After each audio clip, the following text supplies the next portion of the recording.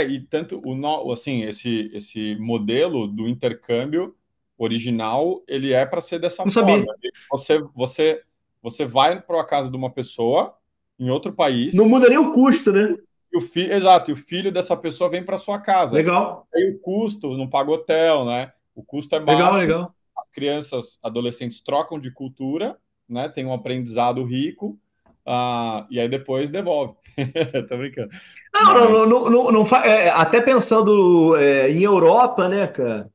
Pensando mais em austeridade, não faz sentido ter um quarto de hóspede, né? Ter um quarto vazio para receber alguém, né? Cara, eu exato. nunca tinha pensado nisso, e é tão óbvio, né? Tá vendo? Olha É que lá. o óbvio precisa ser Mas dito.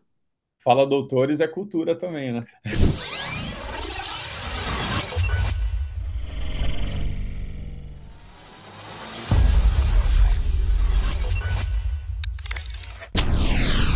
Fala, doutores! Eu sou Ricardo Valente, oftalmologista aqui do Rio de Janeiro, idealizador do canal Fala Doutores. Canal esse você já vem conhecendo, venho tentando trazer as celebridades da saúde para nós conseguirmos, de alguma forma, humanizar essa nossa saúde no momento sombria, mas que a luz está ali no final do túnel. Hoje, uma grata conexão que eu tive por Dr. Tiago Júlio, não sei se ele sabe, outro Tiago sabe disso, que foi da onde eu o conheci e comecei a pesquisá-lo com afinco, médico cardiologista, doutorando pela USP, na Pipo Saúde, responsável por toda a área médica da Pipo, estudou em Stanford, tem hoje uma das melhores newsletters do LinkedIn, Cartas do Doc. Resumindo, teremos hoje uma das vozes mais proeminentes do cenário da inovação em saúde. Fala, doutor Tiago, tudo bem? Fala, Ricardo, tudo bem? Como é que vocês estão, pessoal? E com essa introdução, acho que eu estou pronto para ir para o Oscar, né, Ricardo? Poxa, acho que nem eu faria uma apresentação melhor de mim mesmo. Então, obrigado pelo convite Rapaz, aí. eu te falei que o objetivo é descer a lenha. Então, você sempre tem que levantar, estufar o peito do convidado para você conseguir que ele fale as verdades aqui para gente. E eu não sendo bobo nem nada, depois de muitos episódios de gravação, eu fiz uma indelicadeza e eu não perguntei como pronunciava seu sobrenome e eu não quis deixar marcado e falando errado. Como é que fala, Thiago? É Liguori, Thiago Liguori, italiano, Liguori, tá bom, tá bom, tá bom. Isso é italiano, né? Tua origem familiar é italiana, cara? descendência italiana, da parte da minha mãe, da Ah, Moca. eu tenho descendência italiana também. Você também? É. Pô, você tinha falado de Moca, né, pô? Não lembrava, não tinha conectado como é que eu podia não ter conectado a Itália com a Moca, né? Um completo retardado, né? Mas você falou e eu não marquei. Faz sentido. Tiagão, ó, eu já comuniquei aqui que quero trazer Manuela para participar aqui, tá? E depois ela vai falar da origem da empresa, mas me fala aí o que é a Pipo hoje no mercado de saúde, como é que vocês estão posicionados? Não me fala como você chegou lá, cara. Me fala da empresa agora, tá? Eu faço sempre quase que um disclaimer aqui, porque eu peço para vocês falarem, aí você me conta uma jornada toda. Não fale de jornada agora. Vamos para ela depois, cara. Boa, Fala ótimo, aí. Ricardo. Então vamos lá, doutores. A Pipo Saúde, ela é uma corretora e gestora de benefícios de saúde para empresas. O que que é isso? Né? Não sei se todo mundo sabe, mas uma empresa, quando ela precisa contratar um plano de saúde para os seus funcionários, seus colaboradores, ela precisa fazer isso pela intermediação de uma corretora, né? Então, quem contratou plano de saúde de pessoa física ou empresarial para sua microempresa, por exemplo, isso é comum, né, entre os médicos, ou faz via Qualicorp, com o CRE, com o Conselho Federal de Medicina, sabe que você precisa da intermediação, muitas vezes, de um corretor de saúde. Então, a PIP é uma startup, né, ou seja, ela é uma empresa que tem um DNA de crescimento e escala, né, na sua formação.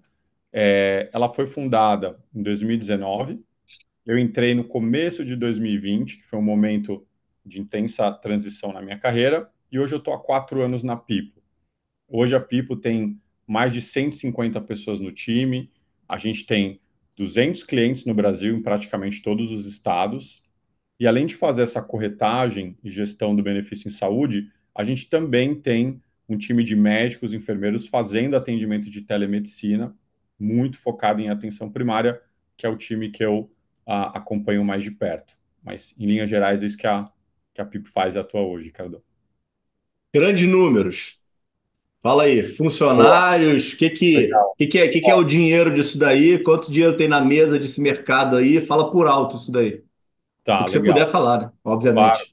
Hoje a gente tem 150 pessoas no time, mais de 50 engenheiros de software, o que é um volume grande para quando a gente olha para startup de saúde, que são chamadas health techs. A gente recebeu um investimento Série A, que são fundos de investimento que fazem esse tipo de rodada. Em 2021, a gente recebeu 20 milhões de dólares. Até o momento, a gente já recebeu um total de mais de 25 milhões de dólares em investimento de fundos, né? Então, ultrapassando aí os 100 milhões de reais.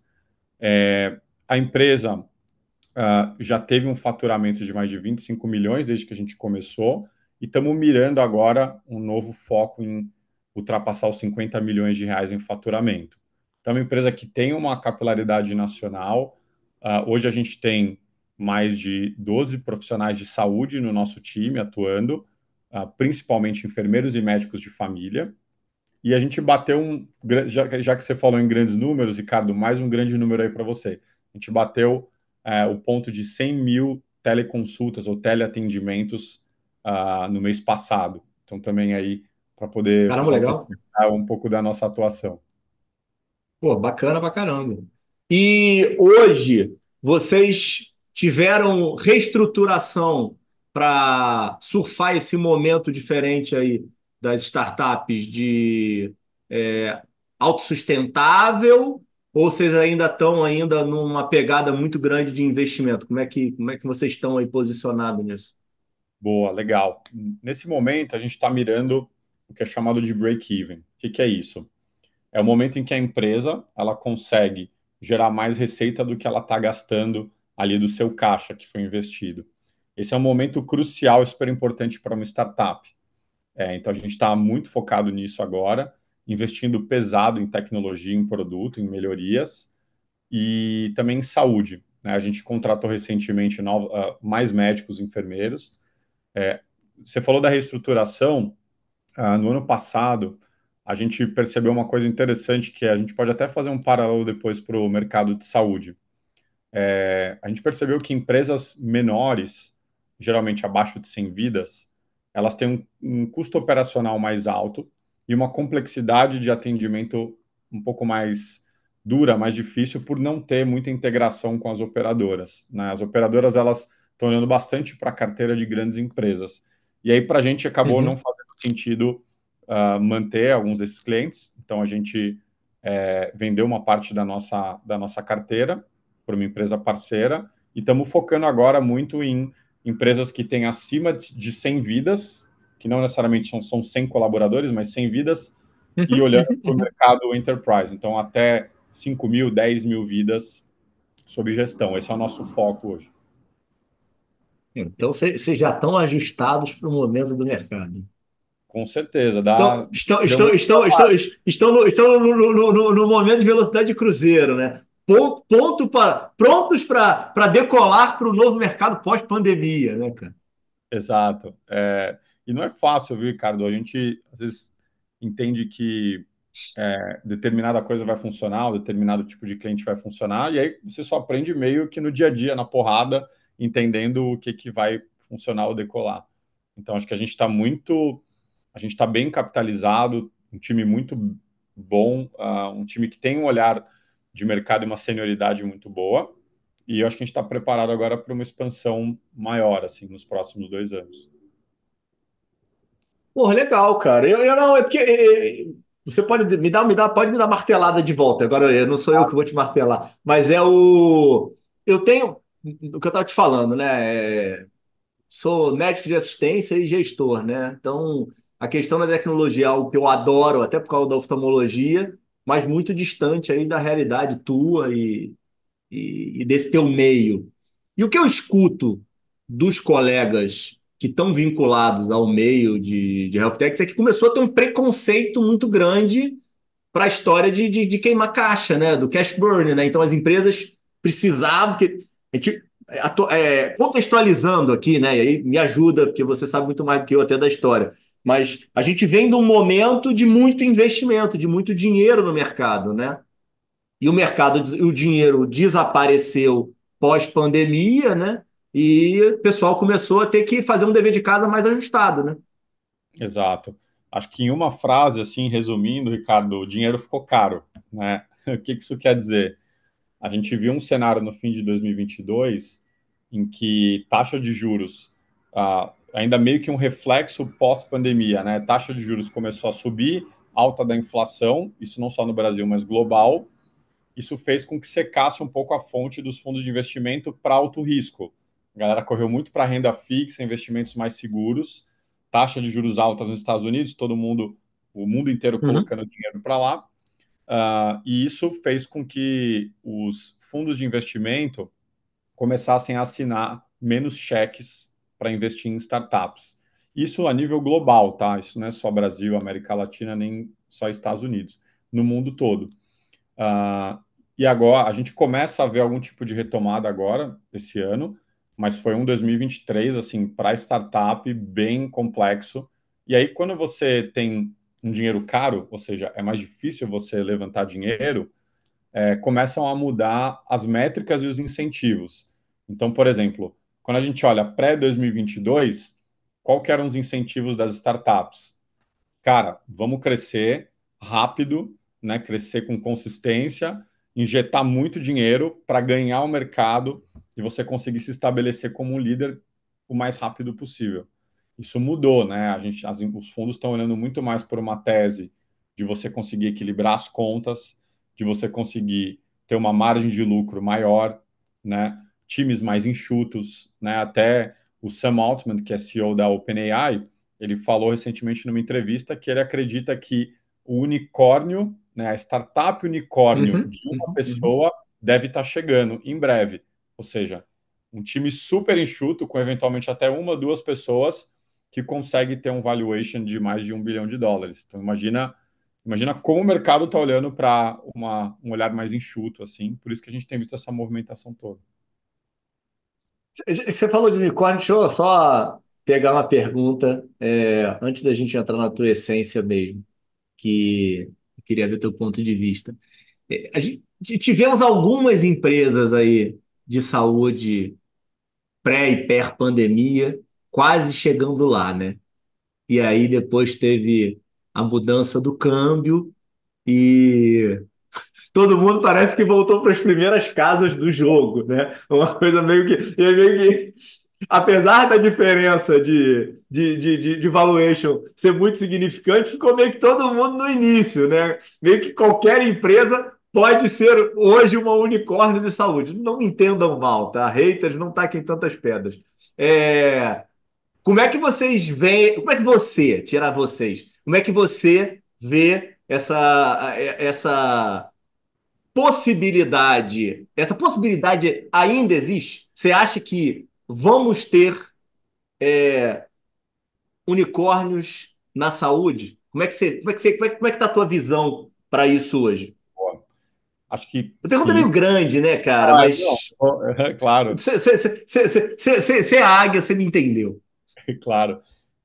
Sim, eu acredito que, primeiro, sim, a People vai virar unicórnio e teremos mais unicórnios na saúde.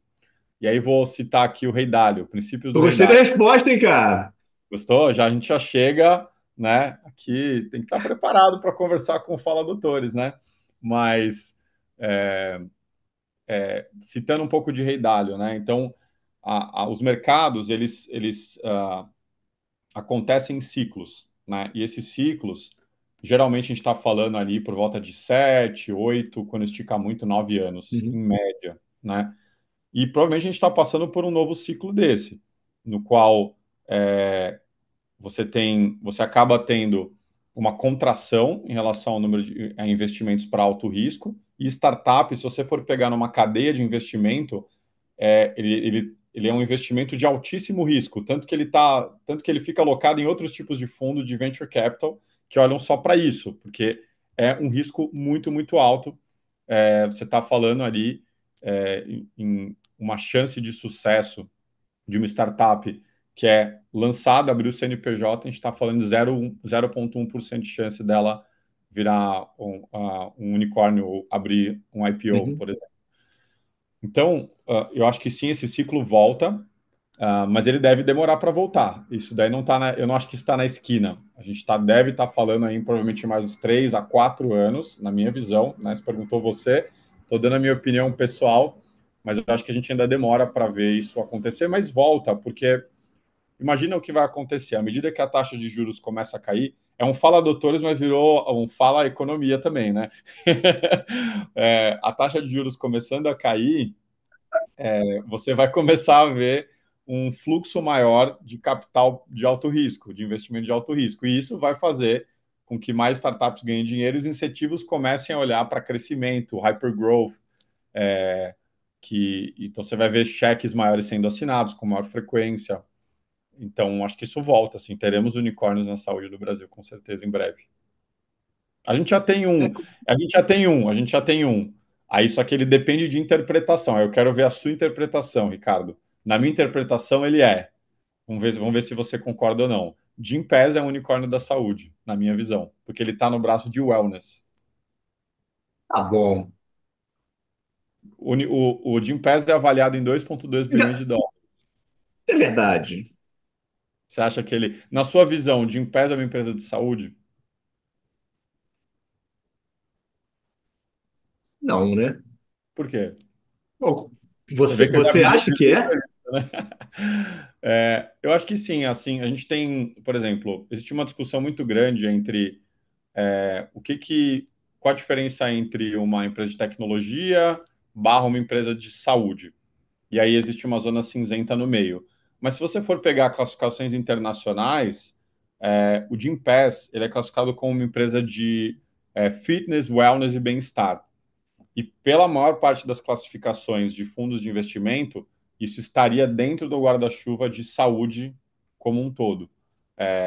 Dentro de. Porque pensa assim: empresas de startup, você tem biotecnologia, você tem farma, você tem empresas como Doutor Consulta, que é atendimento em saúde, direto na ponta, você tem Tu tá corretoras, explodindo a minha cabeça já, cara. É, tá vocês são tudo. bons nisso, né, cara?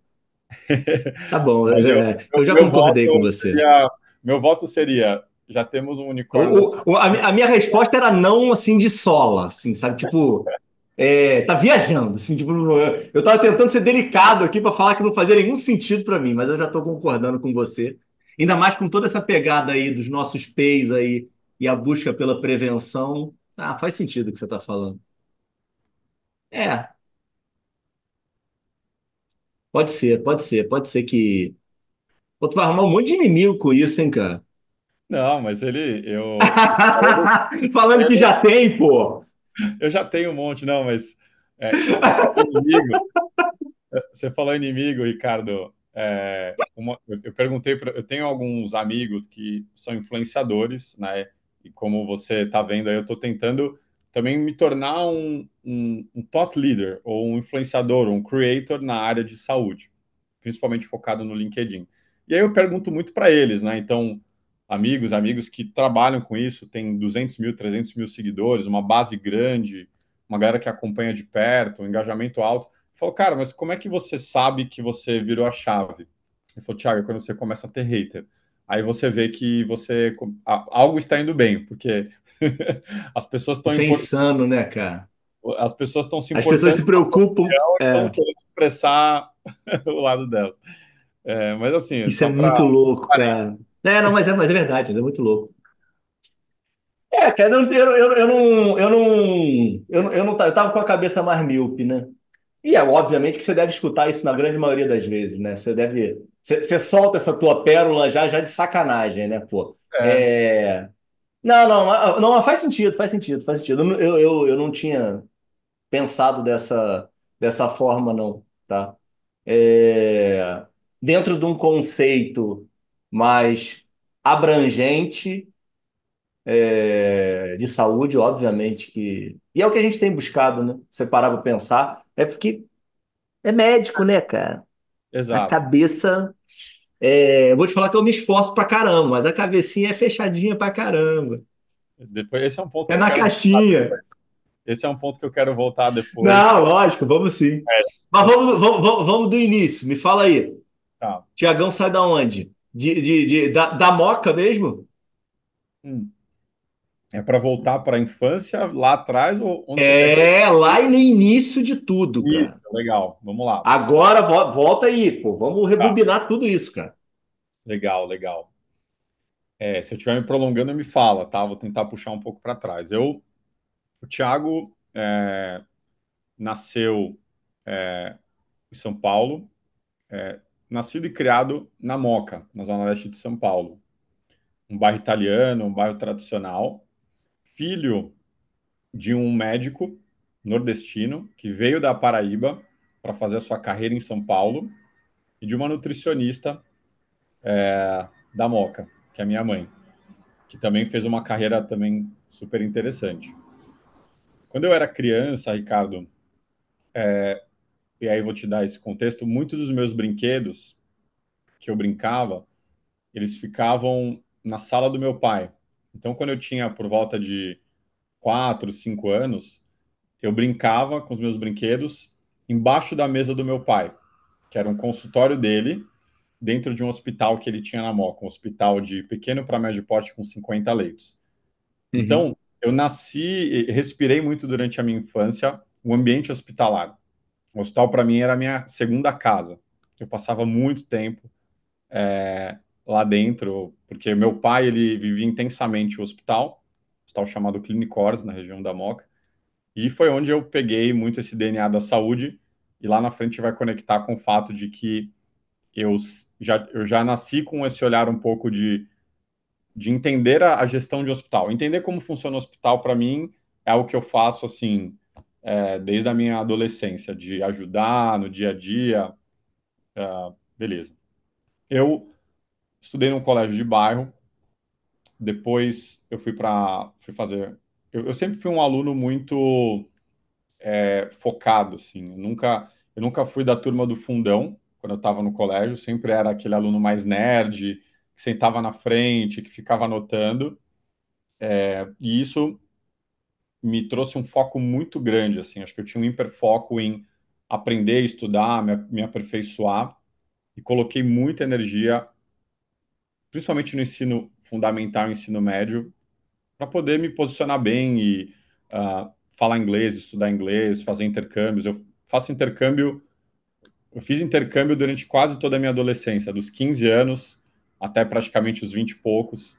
Eu sempre passava as férias de dezembro e janeiro em algum outro país. Era um pouco da cultura que meu pai tentava colocar para a gente viajar pelo mundo, abrir a cabeça e conhecer novas pessoas e novas visões. E eu acho que isso funcionou. E isso acabou me influenciando muito nas minhas escolhas de carreira na última década, por exemplo.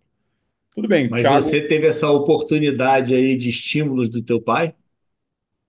com certeza. Eu tenho uma proximidade muito grande com ele e com a minha mãe. Acho que eu cresci num ambiente familiar muito legal. Eu tenho três irmãos, Pedro, Paulo e Mateus.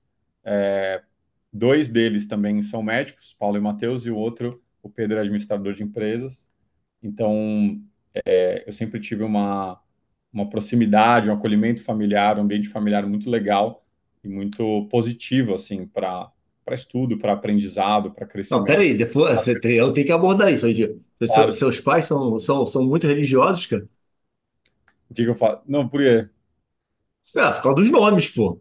Ah, sim, com certeza, tá. É que eu falei, eu falei alguma coisa. Não, Ó, tá. não, É, peraí, né? Assim, tipo, 4 de 12, né, pô? apóstolos, né? Não, total. Não, são super religiosos. Meus pais são católicos. Eles, talvez na minha infância, assim, adolescência, eram mais próximos, mas hoje em dia talvez nem tanto. Assim, tenho uma fé exacerbada, mas talvez não são frequentadores tão próximos ali da igreja no dia a dia. Mas, sem dúvida, é uma família com contexto religioso dos dois lados, da família da minha mãe e do meu pai, da família do meu pai principalmente, assim, um olhar muito forte E para religião. como é que é o posicionamento de vocês em idade? Você é o Boa. quê dos quatro? Eu sou o terceiro. Então, a gente tem o Pedro mais velho, que está nos seus 44 anos, tem o Paulo com 40 plus, assim, eu com 37 e o Matheus com 31. Então, a gente tem um Porra, time. não, peraí, cara. Não, peraí, cara. Tem uma teoria que fala que o terceiro irmão não dá certo, cara. Pô, tá contra a minha teoria, cara. Não é minha, na verdade, né? Eu já li, não sei de onde que ela É, vem. Mas eu vou existe essa história né?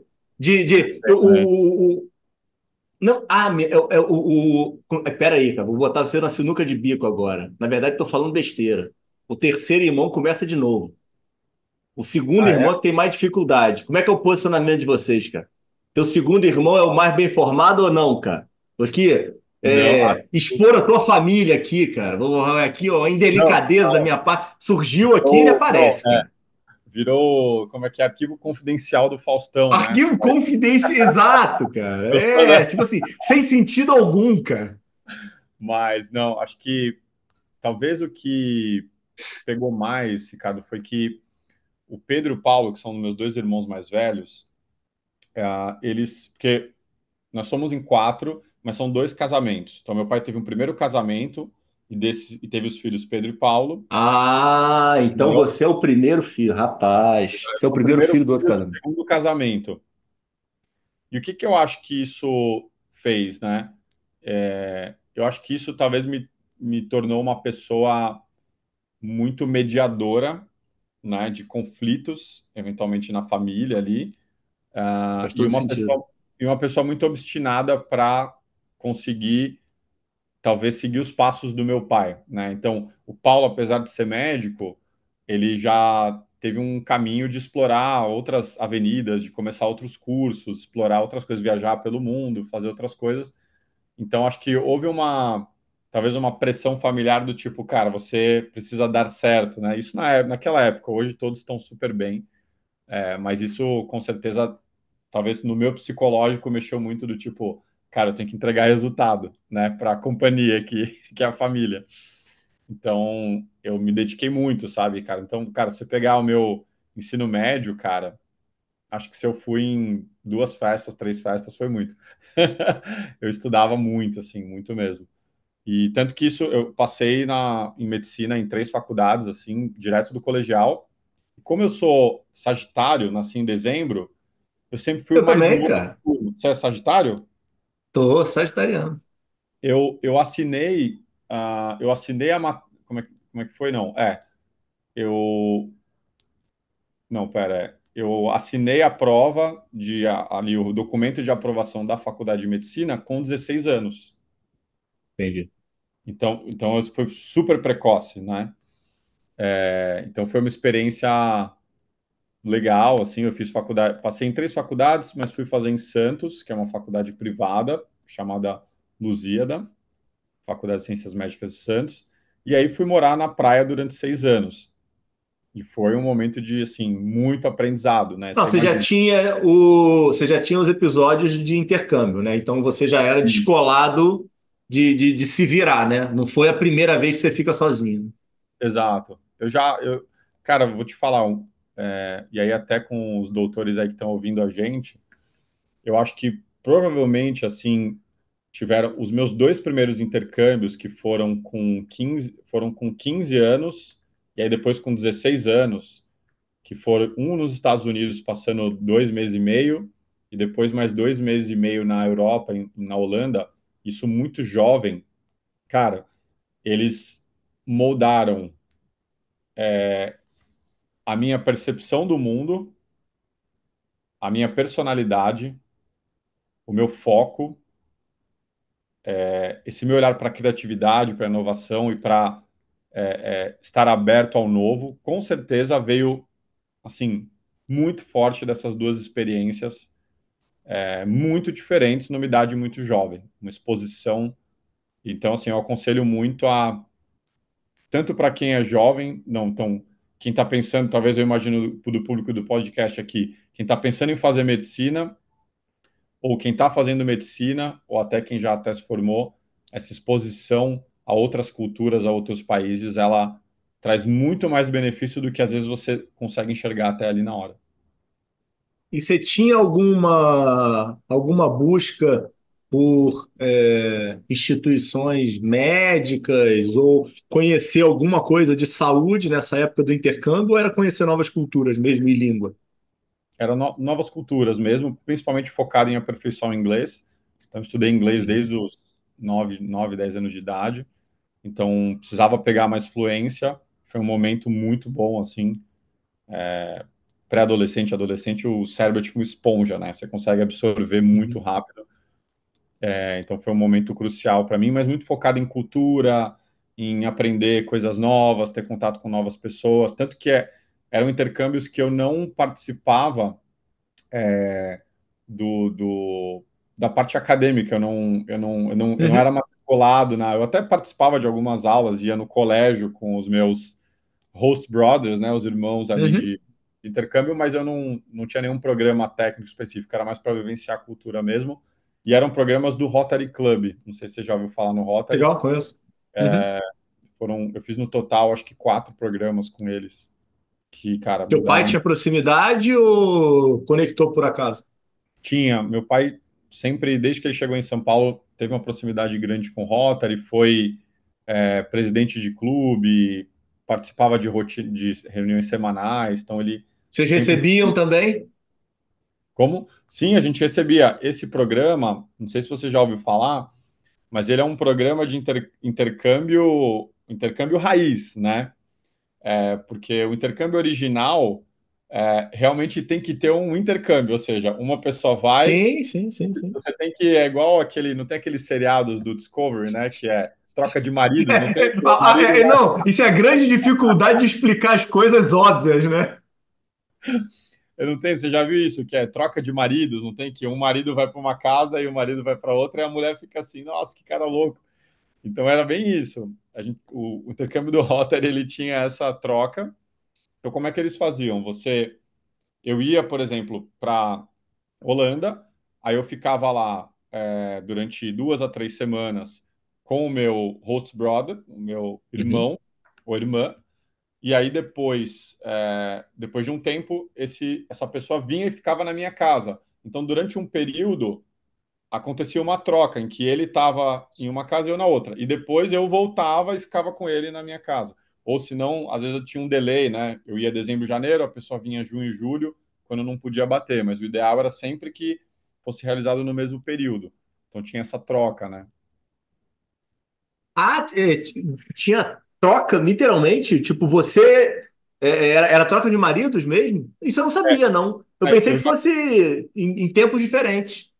E tanto assim, esse modelo do intercâmbio original, ele é para ser dessa Não forma. sabia. Você vai para a casa de uma pessoa em outro Não país, muda nem o custo, né? exato, e o filho dessa pessoa vem para sua casa. Legal, Aí o custo, não paga hotel, né? O custo é legal, baixo, legal. as crianças, adolescentes trocam de cultura, né? Tem um aprendizado rico, e aí depois devolve. Tô brincando. Não, Mas, até pensando em Europa, né, cara? Pensando mais em austeridade, não faz sentido ter um quarto de hóspede, né? Ter um quarto vazio para receber alguém, né?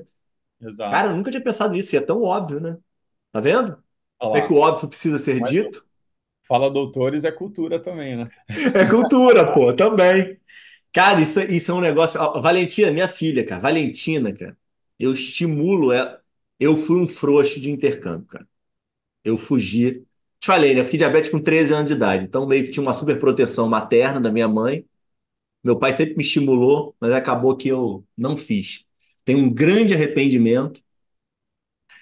Peno pra caramba no inglês, cara. Peno pra caramba, sul pra caramba. E sou. Posso dizer que sou frustrado com isso, cara. Então, me viro bem, faço as coisas aí pelo mundo, fiz MBA fora, como eu tinha te falado, mas puta, cara, assim, é osso, cara. Não tenho naturalidade, cara. Não consigo. Queria muito fazer podcast em inglês, cara. Não consigo. não tenho capacidade de ter tudo engessado, sabe? Aquele robotizado, as falas são todas pensadas, eu tenho que ficar pensando o que eu vou falar, não consigo ter naturalidade para fluir e gerar sinergia e energia com as pessoas. O que tenho a esperança de ter um auxílio da IA, mas até hoje é, vou te falar que é uma coisa que eu queria mudar pra caramba, mas é difícil, né? É o que você falou. A adolescência e a infância tem um modelo esponja, né? Muito, cara. Depois você vai. Cara, sabia que, obviamente, que tem a questão de absorver mais as coisas. Mas sabia que eu acho que é mais o constrangimento, cara? Você acha? Em Cara, que eu acho que sentido? é. Ah, porra, hoje a gente tem vergonha de tudo, né, cara? Você, Ah, de ser julgado. E aí, tipo, eu tenho, óbvio, pô, fiz cultura inglesa inteira, fiz curso, um monte de curso, fiz professora particular de inglês já. E aí tem uma autocobrança gigantesca de ter uma pronúncia e tal. E você que fez inglês a vida inteira e teve experiências internacionais e hoje viaja toda hora, sabe que a melhor coisa do mundo é você se soltar, né? exato. E aí, vou até fazer um paralelo com os médicos que estão ouvindo a gente. Eu acho que as pessoas, no geral, os adultos, como você falou, sofrem disso, e o médico, ponto mais, um pouquinho a mais que isso, que é não aceitar o fato de que não conhece ou não sabe algo. Isso é muito comum entre médicos. Muito. Então, por exemplo, você chega numa roda de médicos. Ah, você viu esse novo tipo de tratamento? É muito raro você ouvir do médico assim, não, eu não ouvi falar e eu não conheço. E isso acaba criando uma série de bloqueios, né? A pessoa ela deixa de se desenvolver ou aprender porque ela tem medo ou receio de ser julgada ou criticada por não saber algo. E cara, a gente não tem como saber tudo, seja na saúde, na medicina ou na vida. Então, eu busco muito um olhar de eterno curioso. Então, você me falou alguma coisa que eu não conheço, eu vou te perguntar, pô, Ricardo, como é que cria um canal no YouTube? Como é que funciona isso? E se você, minha visão, se você encarar a vida dessa forma, você só tem a ganhar, porque você sempre vai estar absorvendo e aprendendo conteúdo de alguém. Acho que até um pouco do teu podcast, né? Você traz pessoas, ouve, e isso gera um aprendizado grande para você, porque você está disposto a ouvir, está disposto a aprender também. Então, minha dica para os médicos aí terem esse Mas olhar é também. difícil pra caramba, né, Thiago? Porra, é brabo, tá? Não é um negócio simples, porque, cara, a gente vive numa sociedade toda de rótulos e de julgamentos, né? Quando você consegue tirar essas amarras, eu acho que tá completamente certo, tá? Mas é muito difícil, cara. Vou trazer minha transparência aqui para todo o meu público que ele já me conhece. Quando você me perguntou se eu achava que a Gympass era uma empresa de projeto, eu não associei a Gympass com a Gympass, cara. Eu fiquei pensando, que porra de Gympass é essa, cara? É, mas você poderia ter perguntado, Thiago, o que, Poderia, mas entendeu? aí eu estou me colocando agora numa posição de inferioridade, De entendeu? vulnerabilidade. Vulnerabilidade, essa é a palavra. Bom, que é parecido. Mas é verdade, cara. Mas, porra, não é simples, cara. Não, não é. Não é. Cara, Brené Brown é bonito pra Sim, caramba. mas Eu não acho é. ela do caralho, eu adoro ler. Mas, porra, botar em prática o que ela botou e o que ela ensina, cara, é difícil pra É caramba, cara. difícil, cara. É o trabalho de uma vida. É o trabalho de uma. É um Você tem que ser trabalho muito foda, cara. Essa é a grande verdade. Porque você tem que ter muita autoconfiança, cara. total. Mas aí até tô pulando um monte de temporadas aqui no nosso Netflix da minha vida, mas eu, quando assinei a minha carta de demissão da USP, do Hospital das Clínicas, não foi fácil, cara. Você chegar lá e falar, ó, pô, a maior instituição do Brasil, acadêmica, um lugar super conceituado, e eu não quero mais trabalhar aqui. Não é o que eu quero para mim, não é o que eu quero para minha vida, não é um lugar que está me fazendo bem. Como é que É, foi isso? é difícil, cara. Isso foi em 2000, Desenvolve aí. legal. Eu trabalhei, depois a gente tem que voltar lá atrás, mas eu vou. Não, cara, abstrai. Eu te falei que é bom o padrão, eu tento me ajudar. Mas como eu te falei hoje, eu quero que a IA se ferre, entendeu? Então ela vai ter mais trabalho do que eu, pô. Tá bom, tá bom. Vamos lá. Então, fast forward aqui para temporada 4, episódio 5. Estamos no Hospital das Clínicas. Eu trabalhei lá durante 7 anos na UTI. Então, era médico intensivista, contratado, CLT, do Hospital das Clínicas. Um olhar super competitivo, difícil para entrar, um lugar que tem um alto nível de cobrança. Aprendi muito lá dentro. Mas o que que eu percebi, Ricardo? Era o teu desejo? Você queria ter entrado? Era.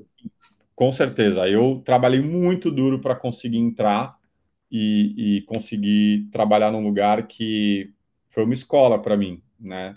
Trabalhar no Hospital das Clínicas, na USP ali, eu vi uma outra forma de ver medicina, uma outra forma de cuidar de pacientes, uma outra forma de fazer pesquisa clínica, um outro nível de qualidade assistencial, um nível de obsessão por qualidade, né, e de referência, um lugar que é referência mundial, assim, quando a gente olha para tanto para assistência quanto pesquisa, a gente recebia, cara, médicos que vinham do Brigham and Women's Hospital, que é o hospital de Harvard, os caras vinham e olhavam e falavam, cara, o resultado que vocês têm aqui é impressionante. Ah, eu trabalhava na UTI pós-cirúrgica, tá? No ICESP, que é Instituto de Câncer, então eu pegava muito paciente pós-cirúrgico, alguns clínicos também. Mas era um sonho para mim entrar lá, trabalhar, foi uma grande escola. Mas foi passando o tempo, Ricardo, e eu percebi que, assim, dar plantão para o médico, ela é uma prova, pensa numa prova de atletismo, né? Ela não é uma maratona, ela é uma prova de tiro. Então, geralmente, o médico ele tem um começo, meio e fim para sua carreira de plantão, na minha visão, tá? Uhum, E acho que uhum, hoje os médicos estão começando a se conscientizar do impacto que a sobrecarga mental e que o trabalho noturno, por exemplo, virar plantão, como é que isso impacta a nossa saúde emocional, nossa saúde mental, nossa saúde física no longo prazo, né? Então, eu comecei a perceber que, cara, não estava me fazendo bem, eu me sentia muito sobrecarregado, apesar de fazer um trabalho muito legal e aprender muito durante muitos anos, eu comecei a ver que a balança estava equilibrando mais para o lado negativo. Então, me uhum. drenava mais energia do que me trazia alegria ali para trabalhar todo dia. Chegou um momento, cara, que eu realmente acordava e eu não queria trabalhar. Eu não queria ir para o hospital. Eu abria o olho e falava, cara, eu não quero ir. O que que eu faço? Aí, quando eu saía do hospital, eu falava, cara, trabalhar em UTI talvez não é para mim, não é o que eu quero. Tá tudo bem, tem gente que adora isso, e cara, tem gente que trabalha a vida toda Lógico. no plantão. Você E tinha isso quanto tempo de formado, cara, nisso? hoje eu tenho 15 anos de formado. Quando eu entrei no ICESP, eu tinha 5 anos, tinha 5 anos de formado e Tá. saí em 2019 com 10 anos de formado, mais ou menos. Mais ou menos isso. Eu tinha uns 5 anos de formado, saí com 11 anos, uns 6 E, anos lá. e olhando para trás, tem um principal motivo desse desgosto profissional e do ambiente de trabalho? Ou você acha que é multifatorial? Cara, difícil pontuar uma coisa. Acho que o momento de carreira pega, mas se for ter que escolher um, é sobrecarga mental. Eu acho que trabalhar em UTI, assim, pelo menos. Eu trabalhei em UTI, cara. Se for pegar o total de tempo que eu trabalhei em UTI, eu trabalho em UTI desde o segundo ano da residência de clínica médica. Então a gente está falando aqui, praticamente, sei lá, trabalhei pelo menos 10 anos em UTI, direto. Você fez clínica e depois cardiologia, né?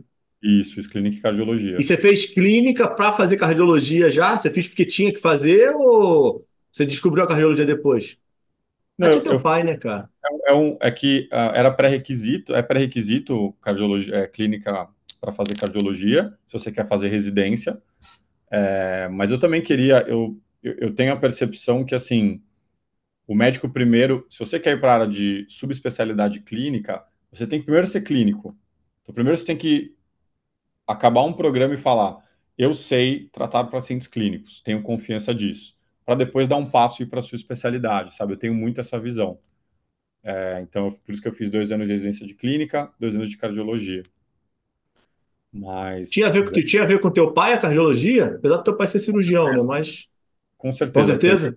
com certeza teve uma influência grande, porque pensa assim, durante os 6 anos de faculdade, Ricardo, cara, desde o primeiro ano de faculdade, eu já ia em congresso de cardiologia com meu pai, né? Então, eu já fui desde Puta, o momento começo. do caramba, né, cara?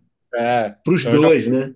total, total. Eu fui exposto a esse olhar da cardiologia muito cedo. Então, pra você ter noção, né? Do segundo, terceiro ano da faculdade de medicina, eu já estava indo para Congresso Americano de Cardiologia apresentar trabalho de iniciação científica, pôster, né? Em congresso da American Heart, congresso internacional.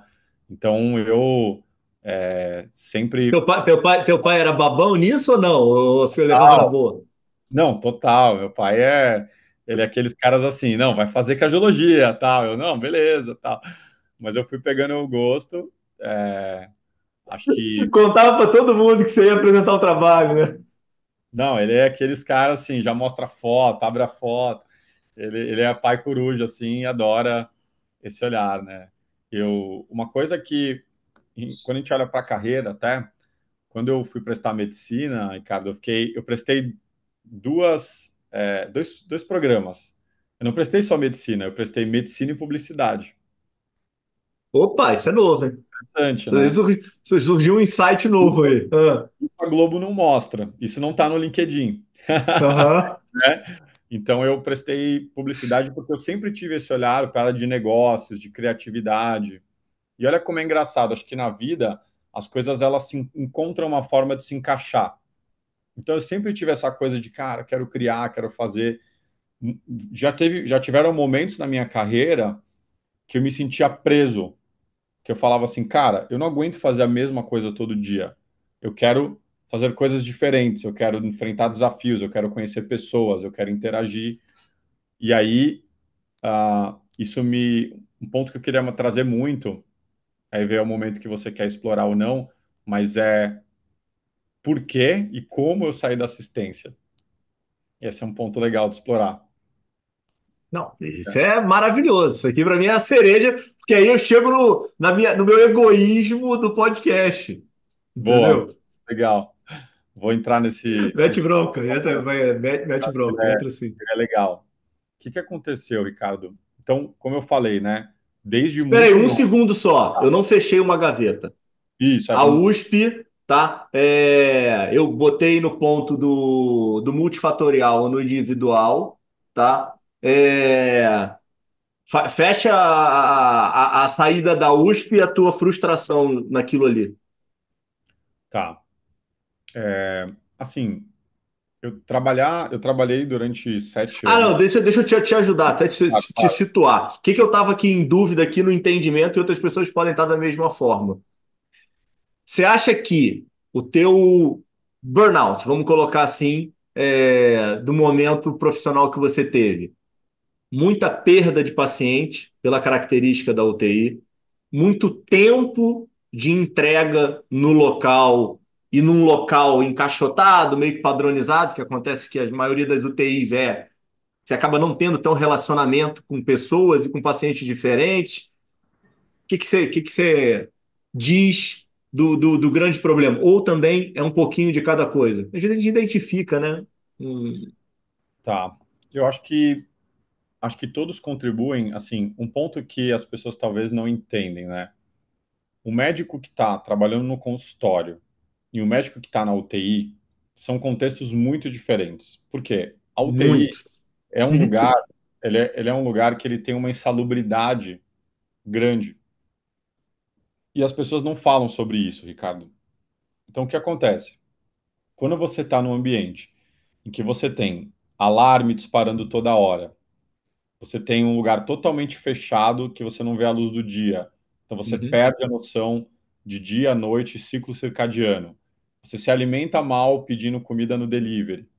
uhum, Você está constantemente ali sendo cobrado e no nível de alta pressão, né? São pacientes graves, em que uma tomada de decisão pode significar a vida ou a morte de um paciente. Você está lidando com uma família que traz uma carga emocional do seu ente querido num estágio difícil e complexo da vida dele. Você tem que comunicar que uma pessoa acabou de perder a vida por uma Uhum, mãe, por uma família. Quando você junta tudo isso durante um período longo, eu acho que isso vai gerando uma sobrecarga. E acho que é muita inocência nossa falar que não, cara, mas pô, saiu do uhum, plantão, uhum, uhum, você uhum. tá zerado. Não, eu acho que isso é algo que acumula durante o tempo e deveria ter um período, um começo, meio e fim. Tanto que nos Estados Unidos e na Europa já tem muitos serviços que quebraram o plantão. Uma pessoa só pode dar 6 horas durante o dia e 12 horas. A pessoa não pode. Essa cultura que a gente tem no Brasil de dar 36 horas de plantão, o que eu fiz mais de 10 anos da minha vida, isso daí em vários países não é nem permitido, né? Dentro do hospital, o médico dá essa carga horária sequencial. Então, assim, eu acho que com certeza isso pesou muito. Eu não diria que eu entrei em burnout, mas talvez eu consegui reconhecer a tempo para sair antes que eu entrasse. Mas com certeza no momento de sobrecarga e exaustão extrema ali relacionado ao trabalho. Ah, quando você fala que, pô, você não quer acordar, né, cara, isso é muito delicado, né, e é muito ruim, né? E eu acho que é muito valioso a questão da exposição, e vamos chegar na vulnerabilidade mais uma vez, mas é, quantos colegas estão vivendo isso hoje, cara? Com certeza. Com certeza, Ricardo. E o mais insano, as pessoas começam a achar que é normal, porque mais de um tá vivendo a mesma coisa. E aí você troca ideia no chopp, pô, meu emprego tá horrível e eu não tô com vontade de trabalhar. E o outro fala, pô, o meu também. Isso é insano, completamente. O negócio, tipo, não tem cabimento, sabe? Não pode achar isso normal, né? Eu acho que criou-se uma cultura, Ricardo, que você tem tantos colegas com uma percepção mais negativa do que positiva sobre a sua atuação Uhum. médica, que você começa a achar que esse é o normal. Que o normal é você finalizar um dia de consultório aborrecido, que é Sim. você sair de um hospital puto da vida, desculpa a palavra, mas isso não é normal. E aí você começa a perceber que é possível você trabalhar de uma forma saudável, gostar do que você faz e ter um resultado financeiro positivo e conseguir fazer as coisas que você gosta. Existe esse caminho. O problema é que esse caminho, ele significa que você vai ter que abdicar de algumas coisas, você vai ter que falar não para algumas coisas e sair da sua zona de conforto. Então você imagina, eu estava trabalhando na USP, um hospital super renomado, trabalhando em grandes hospitais, e eu fui lá e assinei e falei, eu não quero mais trabalhar aqui. Meus amigos, meus colegas falaram, cara, você tá doido. Você lutou tanto para chegar aqui, mas é isso, a vida ela tem fases e ciclos. E você precisa, é igual Teus tirar um pais, band-aid. Oi? teus pais, No começo ficaram um pouco surpresos, né, e meio receosos, mas sempre me apoiaram muito, sabe, nas minhas decisões, Ricardo, de tudo que eu quis fazer, de diferente, tudo. Então acho que tive bastante apoio e esse apoio, eu sei que nem todo mundo consegue ter esse amparo, assim, esse olhar, mas também foi super importante, né, para eu poder tomar a decisão, para fazer uma virada de carreira, eu assumir novos desafios, eu baixar consideravelmente a minha renda como médico para ir para uma outra área, um incerto, duvidoso, né, área de startup, de tecnologia. Então, é difícil, dói, mas, cara, uhum. existe uma luz, assim, é possível você acordar de manhã e falar, cara, tô super animado, bora fazer. Ou você tem uma síndrome chamada síndrome do domingo, síndrome do fantástico. Já ouviu falar nisso? Que é síndrome do Fantástico. É quando você ouve a musiquinha do Fantástico no domingo, você já fala, putz, meu, amanhã eu tenho que Ah, trabalhar. tá. Então você já fica desesperado porque a sua rotina é um fardo. Uhum. Quando você tem um final de semana, é o momento de fugir da sua rotina. E existe um cenário em que você eventualmente antecipa a segunda-feira e está animado para a segunda-feira, porque você faz o que você gosta. Mas não é fácil. Tá bom, e aí vamos aí. Como é que foi a Não, tua virada de tá bom. chave Como Boa, é que você desligou um botão ou não? Teve transição? tá. E aí, o contexto, né? Nada é por acaso, né? Como eu te falei, quando eu tinha 5 anos de idade, alguns dos meus brinquedos, eles ficavam dentro de um consultório médico, né? No hospital do meu pai. Então, é, esse olhar para gestão de saúde, gestão hospitalar, gestão de clínicas, inovação, tecnologia em saúde, é, já sempre teve ali um olhar ali dentro da minha rotina. Mas tudo bem. Eu estava ali atuando. Isso aqui a gente está falando por volta de 2015, 16, quando eu comecei essa virada e falei, cara, não é isso que eu quero. Você estava Eu, bem de grana. exato, estava bem de grana, ganhava bem, trabalhava em grandes hospitais, cara, tinha dinheiro para ter o carro que eu quisesse, viajar para onde eu quisesse. Só que eu comecei a perceber, e aí eu vou te trazer uma referência legal. E eu acho que eu nunca documentei isso com ninguém, mas teve uma vez que eu participei de uma reunião de cardiologia no Hospital Samaritano. Eu trabalhei lá durante 4 anos como cardiologista Uhum, clínico. Eu dava plantão, tinha consultório dentro do hospital, era um dos médicos que mais atendia no ambulatório do hospital, e também tinha um consultório particular em frente, o Samaritano.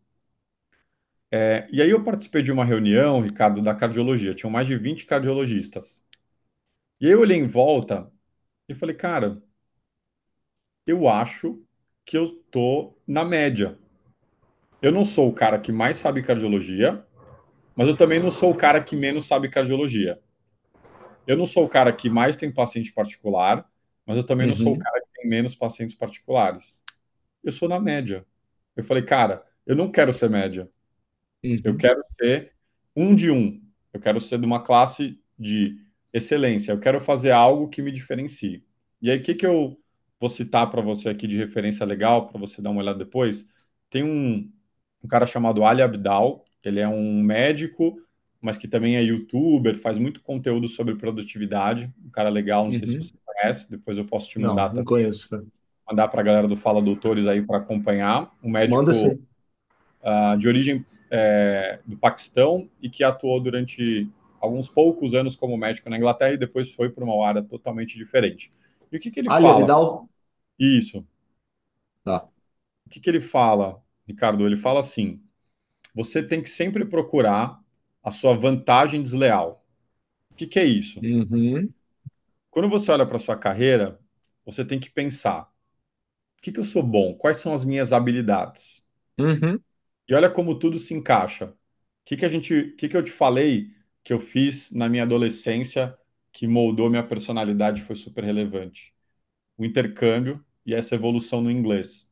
E eu comecei, uhum, cara, sentado na reunião da cardiologia, eu falei, cara, eu tenho muita segurança que dentre esses 20 cardiologistas, eu sou o que fala melhor inglês. Eu tenho uhum, muita segurança nisso. Só que quantas vezes por semana eu uso essa minha habilidade? Trabalhando como médico cardiologista no Brasil, atendendo os meus pacientes. Quase zero. Então é uma habilidade não explorada. Eu tenho uma vantagem desleal e eu não uso, entendeu? Ah, eu Top. tenho, eu tenho uma habilidade boa de comunicação, de falar em público, de me dirigir bem em público, de ser sociável, de Obviamente, você sabe que isso já fazer. virou corte, né? Com certeza, já imagino. Então, eu acho que eu tenho uma habilidade muito grande de comunicação, falar com as Uhum, pessoas, participar de um podcast, entrevistas. Sempre tive uhum, essa uhum. oratória, que eu acho que é um diferencial meu. E eu É olhei e sim. falei assim, cara, eu tenho uma boa oratória. Ela dá para melhorar, mas eu acho que eu tenho uma boa oratória, me posiciono bem. Uhum, Quantas vezes por semana eu uso a minha oratória dentro do ambiente desses 20 cardiologistas? Zero. Então, eu tenho uma vantagem desleal. Falo bem inglês, uhum, eu tenho uma boa oratória e me comunico bem. Eu preciso dessas habilidades onde eu estou inserido? Não. Essas habilidades são recompensadas ou bem vistas onde eu estou, vai gerar um diferencial? Não. não. Então, eu que estou no lugar errado. Eu tenho que estar num Sim. lugar, eu tenho que estar num lugar onde falar inglês, me comunicar bem, vão me colocar no topo. E era o que eu fiz. Eu sempre naveguei muito pelo Cubo, que é um dos maiores hubs de inovação do Brasil, de Uhum. startups. Até o Thiago Júlio é um cara que, poxa, um abraço, Thiagão, sempre me ajudou muito na minha carreira, teve um papel super importante. Ah, e aí, de navegar no Cubo, conhecer startups, eu entrei para trabalhar em startup 2 períodos na semana. Consegui essa Tiagão e oportunidade Lorenzo, né? Lorenzo é outro fera também, pô. também, Lourenço Tomé, só galera fera Tomé, aqui, motores. Tomé é modelo ele, né, pô? Fico Olha aqui, ó, lá, igual peixe piloto com ele, pô. exatamente, os podcasts, né, cara? Mas aí eu entrei numa startup, Ricardo, e olha que interessante, cara. Sem brincadeira, em 2 semanas, a gente tinha uma equipe com outros médicos que eram advisors, era uma startup chamada MedPass, time de tecnologia. Cara, em Uhum. 2 semanas, eu já estava recebendo um olhar diferenciado e já estava fazendo apresentações para a diretoria da empresa. Por Mas você quê? tava na USP ainda. Tava. Eu fiz essa mudança de forma gradual. Ela não foi uma virada de chave assim, ó, do dia para a Tá. noite. Até um Que eu acho que faz aprendizado, todo sentido. até um aprendizado para os médicos que querem entrar nessa área de gestão e inovação. Uhum. Isso não é uma virada de chave do dia para a noite, até porque são habilidades diferentes, são aprendizados diferentes, uma evolução que eu aconselho que seja aos poucos, assim. Beleza. Cara, em 2, 3 semanas, eu já estava fazendo apresentação para o board internacional, apresentando para investidor, fazendo apresentação em inglês, montando a apresentação. Eu falei, cara, é isso. Eu tenho que estar em lugar que constantemente estão explorando as minhas qualidades, as minhas habilidades, os meus skills. Então, quando eu virei essa chave, e a gente está Animal. falando aqui em 2015, 16, que foi alguns anos depois que eu terminei a residência de cardiologia e estava me estabelecendo como cardiologista em São Paulo, que eu falei, cara, não é isso que eu quero. Não é aqui que eu quero montar a minha carreira e o meu crescimento. Eu Mas e quero aí, explorar. isso foi o quê? Terapia, cara? Foi o Ali Cara, Abdal? acho que foi assim, eu conversei com muita gente. Uma das perguntas que eu mais fazia também, a exemplo do que você faz, né? Eu chegava para pessoas bem posicionadas no mercado que eu me inspirava muito e falava, cara, como é que você, tipo, você é cirurgião, até o chap-chap, né? Porra, você é cirurgião de fígado, de transplante, como é que você foi parar na gestão e diretoria de um hospital? Então eu comecei a, cara, cutucar essa galera, conversar com pessoas de bem, eu até escrevi um post há algum tempo atrás que é dicas que eu daria para as pessoas com 37 anos se eu tivesse 27 anos. E uma das principais é assim, cara, seja cara de pau. Manda aquela mensagem, manda um e-mail sem conhecer a pessoa, Não, vai falar. peraí. Vocês têm que dar pause agora no episódio. Vocês seguem esse cara no LinkedIn? Então vocês vão conectar agora. Como é que te acha no LinkedIn? Boa. Cara, linkedin.com/barra Thiago Liguori, tudo junto. Vai cair, ou se você pesquisar ali na rede, Pera aí, ó. Thiago Liguori. Liguori, Liguori. Olha aí, Isso, hein? é isso aí. Ó, fácil, hein? Vai lá. Pode se inscrever na newsletter desse cara que é espetacular, tá? Essa é antiga? Não Qual? li, vou atrás. Não entendi. Hã? Essa daí Ah, que você está citando é antiga, não? qual que você falou? Qual que eu Que citei? você postou agora. Isso não era newsletter ainda? Não, isso é no LinkedIn, mas isso deve ter uns 2 meses, esse post. Você não estava na pegada da newsletter ainda, né, cara? Agora que você está voando nesse novo modelo aí que tá explorando cada vez mais no mercado brasileiro, né, cara?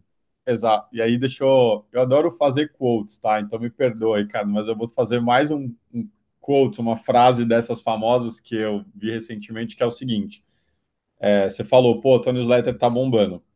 Cara, na minha visão, o sucesso de qualquer empreitada que a gente faz na vida, ele é sempre assim, muito lento e aos poucos, e depois tudo de repente. Então, à medida que as pessoas. Aquela coisa, né?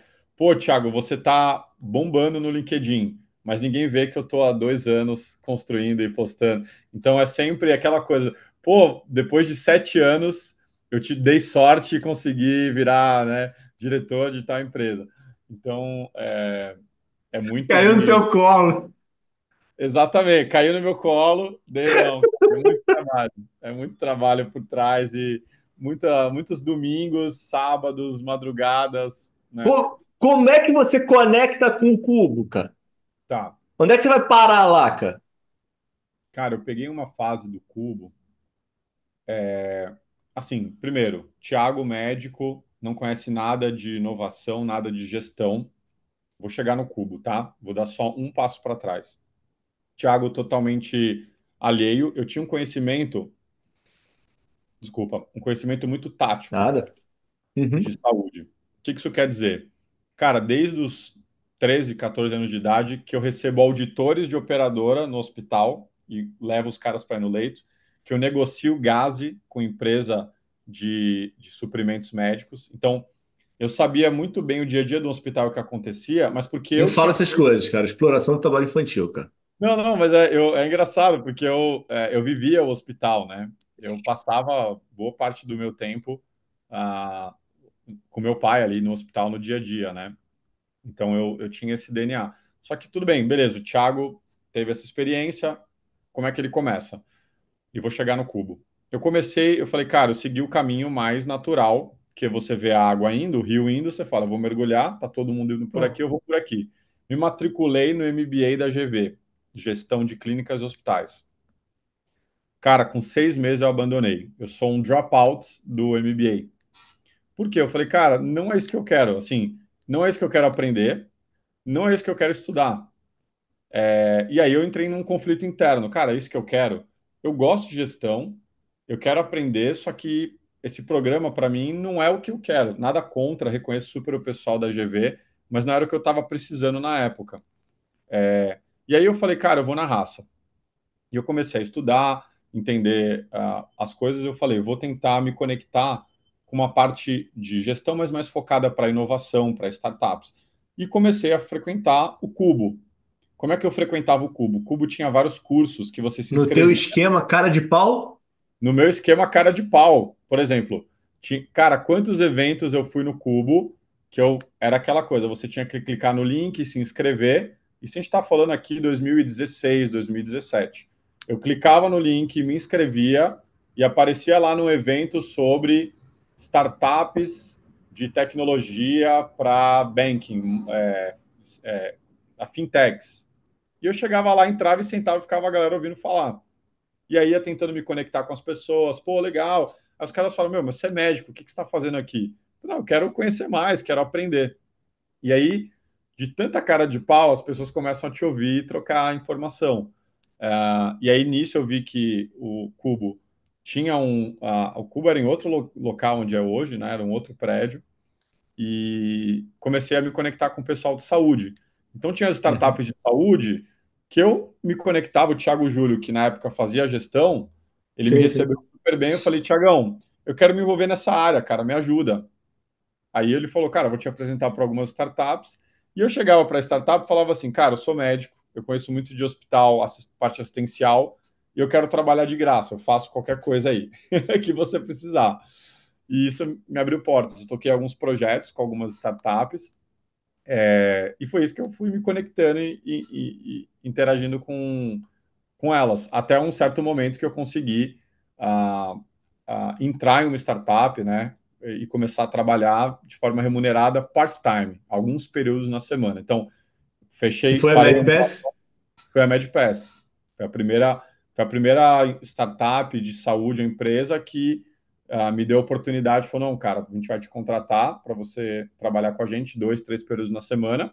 Eu parei de atender nesses períodos e comecei a trabalhar na startup, assim, cru total, assim, eu não sabia, eu sentava, para você ter noção, primeiro dia eu sentei do lado de um desenvolvedor de software que eu não fazia noção nenhuma do que ele estava fazendo. A tela dele era só letrinha na minha cabeça, o Matrix, né?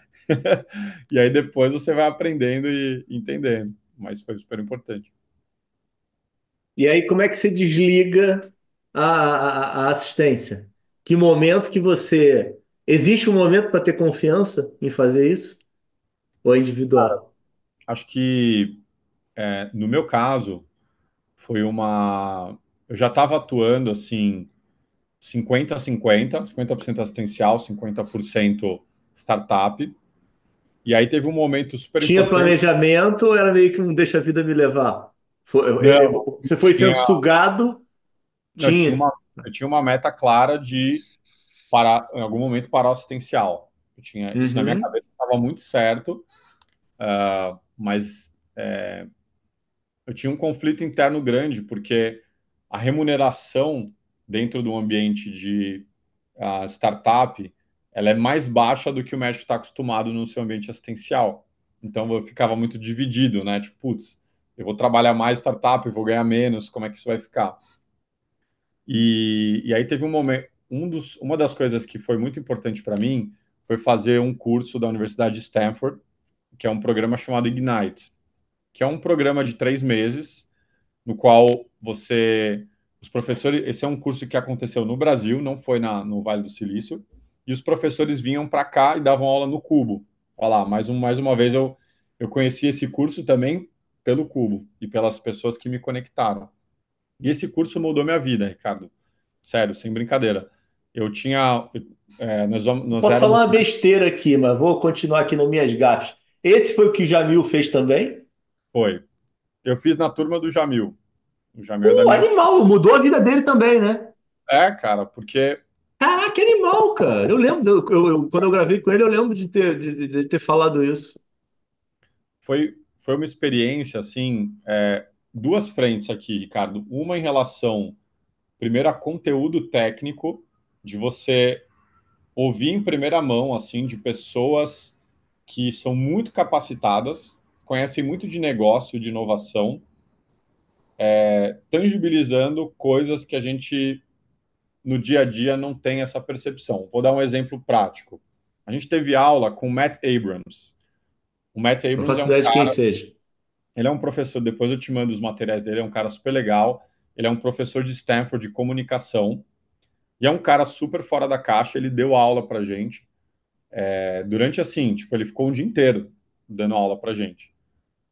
E só para você ter noção, como essa exposição ela acaba moldando e mudando muito a sua experiência. Olha o que ele compartilhou com a gente na aula, Ricardo. Ele falou assim: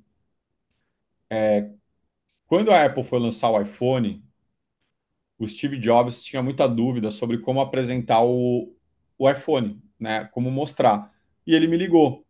E eu fui na Apple para ajudar a galera a desenhar o PowerPoint ali, o o discurso que ele daria e como é Sim, que ele sim. faria storytelling para apresentar esse novo produto. E aí eu fui lá, sentei, Cara, tomei um café com o Steve Jobs e falei, pô, cara, e se a gente fizer assim, dei meio que uma aula para ele, um coach de como apresentar. Depois foi super bem. Em 2007 ele foi lá, né, apresentou o iPhone e ele ficou super feliz com o resultado e tal. Então você começa a falar, cara, essas pessoas existem, essas coisas são reais. Você começa a aterrizar e falar, cara, eu posso, será que eu também não posso criar produtos? Será que eu também não posso criar empresas? Será que eu não posso criar uma clínica de sucesso? Será que eu não posso fazer uma coisa diferente na saúde? Então, ele foi um momento bem divisor de águas para mim. Então, do lado técnico, me expondo a isso, imagina isso, eu como médico, nós éramos em 3 médicos numa turma de 80 alunos, mais ou menos. Eu, Jamil e mais um. E o outro lado, o networking. Então, por exemplo, do meu lado direito, sentava um colega meu que era. Isso a gente mudava as posições, né? O cara trabalhava, era gerente sênior no Facebook. O outro trabalhava no Itaú, na parte de financiamentos. Então, a gente acabou tendo uma exposição, uma rede de contatos muito legal e aprendendo uhum. coisas muito diferentes do dia a dia de um médico, né? Então, para mim, foi divisor de águas, cara. Não, e outra visão, né? Completamente, né? Você começou a ver a profissão e a carreira meio que do ponto de vista desses caras, né? Exato. Foi, foi uma coisa que.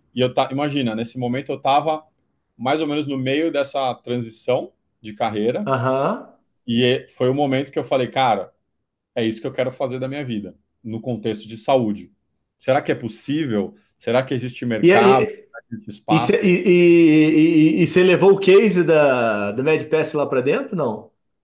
Não, não, porque ele era um programa em que você tinha que criar um case. Nós éramos divididos em turmas e cada turma tinha que criar um case novo. A minha turma a gente criou um serviço aquele aluguel de bikes, tipo, bikes e patinetes, sabe? Que tinha Yellow, Sim, é, sim, sim. aquela Bird, Lemon, então, Lime. Então a gente criou um protótipo, meio que a gente criava uma empresa do zero e apresentava para os professores de Stanford para eles fazerem uma avaliação. Era meio que o nosso TCC ali, sabe? Entendi. E aí isso explode tua cabeça, mas isso você já tá já dentro de um local que você conseguiu explorar essa catarse, né? E você estava, de certa forma, auxiliado aí por pessoas que já tinham essa tua vibe, né? Você conseguiu tomar do suco, né? E entrar meio que na energia de todo mundo que estava ali, e deve ter sido super engrandecedor para você. E aí, como é que é bater o martelo? Cara, é engraçado, porque os planetas meio que se alinharam. A gente está falando, o meu programa de Stanford foi em 2018, e os planetas meio que se alinharam, aquele Mercúrio retrógrado, né? Só que o Mercúrio retrógrado do bem, Aham. e as coisas, eu peguei um momento no qual as fintechs, como o Nubank, por exemplo, estavam passando por um momento de muito crescimento e existia uma nova geração de empreendedores criando health techs, ou empresas de saúde com um modelo de startup. Já existiam algumas, mas em 2018, 19, a gente começou a ver o surgimento de uma nova era, de uma nova fase de health techs. Aqui eu estou falando de Sami, do Vitor, Aceituno, estou falando da Alice, do Guilherme, que teve aí com você também, estou falando de Pipo Saúde, então uma série de novas startups que fomentadas por fundos de investimento que tinham muito capital alocado e queriam investir em saúde. Saúde era a bola da vez em 2018 e 2019. Todo mundo queria investir e colocar dinheiro em startups de saúde. E aí, no meio disso tudo, eu estava bem posicionado porque eu tinha esse olhar de gestão, eu tinha participado do programa de Stanford e eu estava já me estabelecendo e navegando bem entre hubs de inovação, como Cubo, como EretsBio do Einstein, como Inova HC. Então, eu começava já a comecei a me conectar muito bem com essa galera. Já tinha o Hub do Einstein? Na época já, EretsBio já Uhum. rodava.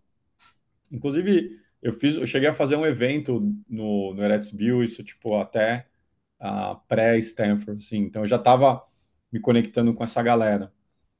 E aí no meio disso tudo, cara, várias startups surgindo, muitas empresas começaram a me procurar para ser o braço de saúde, o braço técnico, né? Porque muitos empreendedores que não tinham background de saúde começaram a me procurar. Então, até o Guilherme da Alice veio me procurar na época, conversei com outras startups e conversei com o pessoal da Pipo, porque a Manuela, ela era minha colega de turma em Stanford. E ela, já na época do Ah, ela curso, estava no programa também? por Porra, esse coincidência, programa é animal, hein, cara?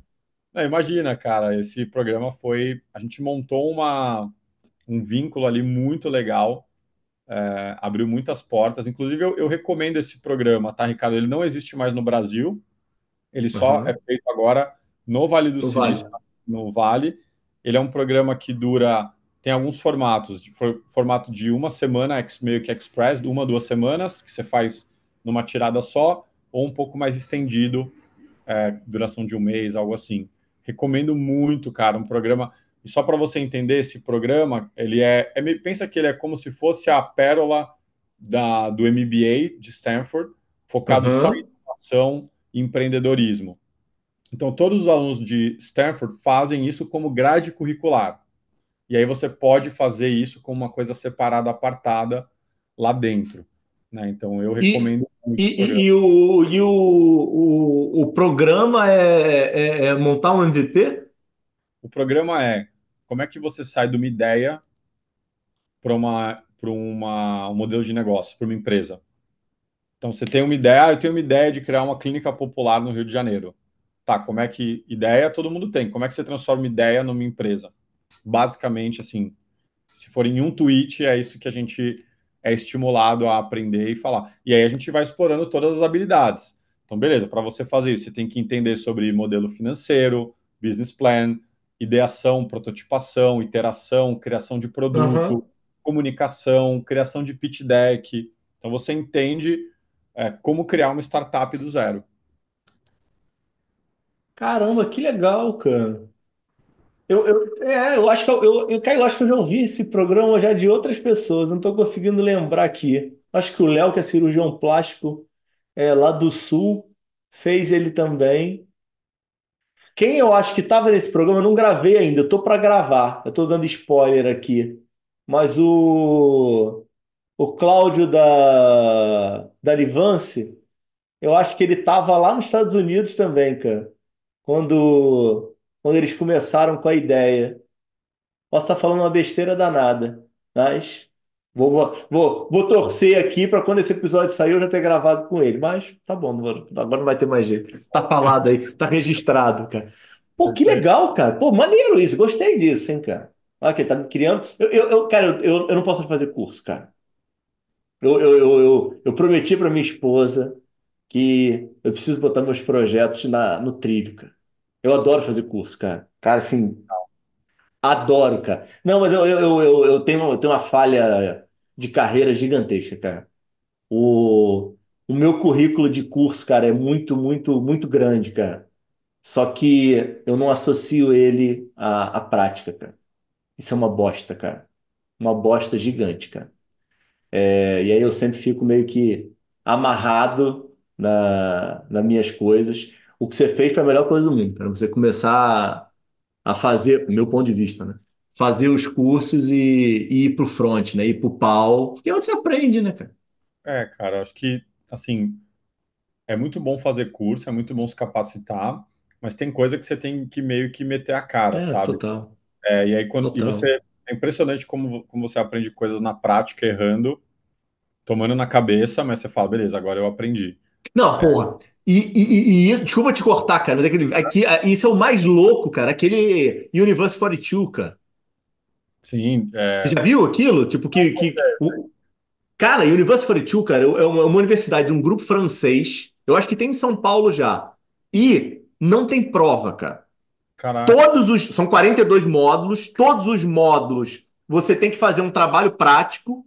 E para legal. você ir para o segundo módulo, você precisa ter a ajuda de um cara do segundo. E Olha o que cara legal. do segundo só vai para o terceiro se ele ajudar o do primeiro. E o primeiro avalia ele. E o Nossa, mais foda, cara, é de graça. olha, Quem financia são as grandes empresas que têm prioridade na contratação dos caras. olha que da hora. Incrível, né? Incrível. Cara, isso é muito animal, cara. E, tipo, um modelo de negócio completamente diferente que vem criando uma outra. Não tem aula, é só aprender na Uhum. prática, aprender aulas compartilhadas, né? Espaços compartilhados, em que você tem, às vezes, um mesmo espaço com o cara que está no módulo 40 no semestre, não sei como é que é a divisão deles, mas, pô, faz todo sentido, cara.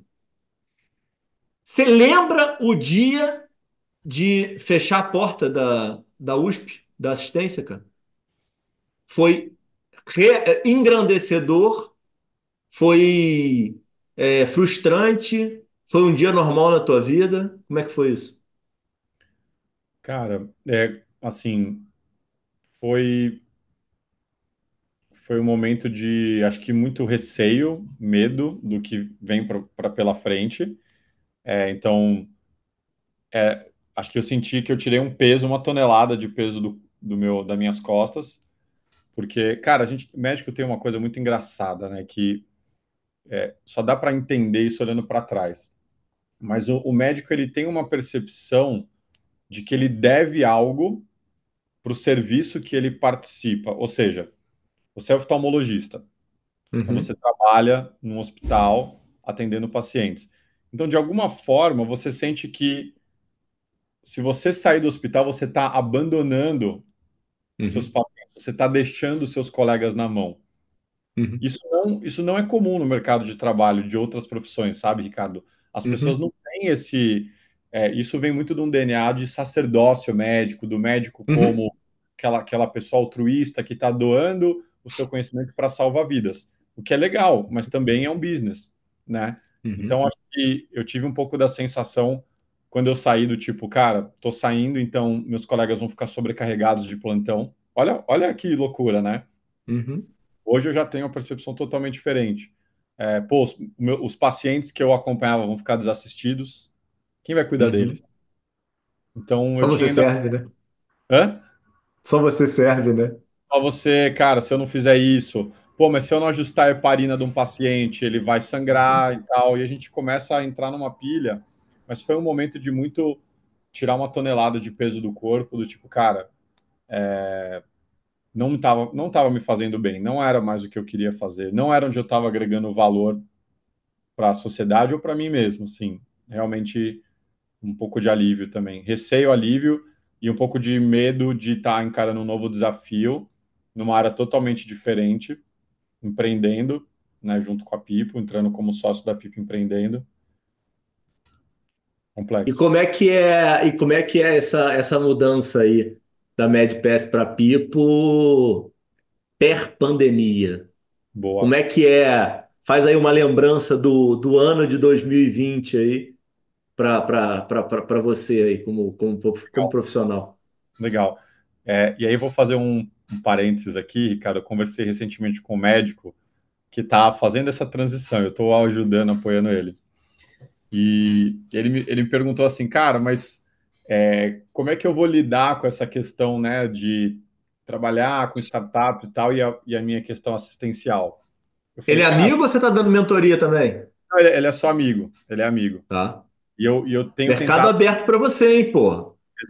Esse é um bom, cara. Então, esse é até um. Eu vou até deixar, Total. eu vou até deixar um pontinho aqui anotado, porque eu quero explorar essa questão de como o médico se vende mal e como ele tem receios e preconceitos que vêm muito herdados da classe médica que a gente precisa se desprender, né? Mas esse eu vou daqui a pouquinho. Esse também é um corte bom aí para você. Boa. Mas deixa eu voltar aqui na transição. Então, E, ó, pessoal, ele está entregando ouro, mas isso tudo também vai virar newsletter, tá? Então, isso, assim, ele está aqui preparando toda a IA dele, está analisando tudo aqui, ó, e tudo vai virar conteúdo depois pro lado de lá. Então, vocês podem ficar ligados lá, porque ele vai dar uma outra roupagem para isso daqui.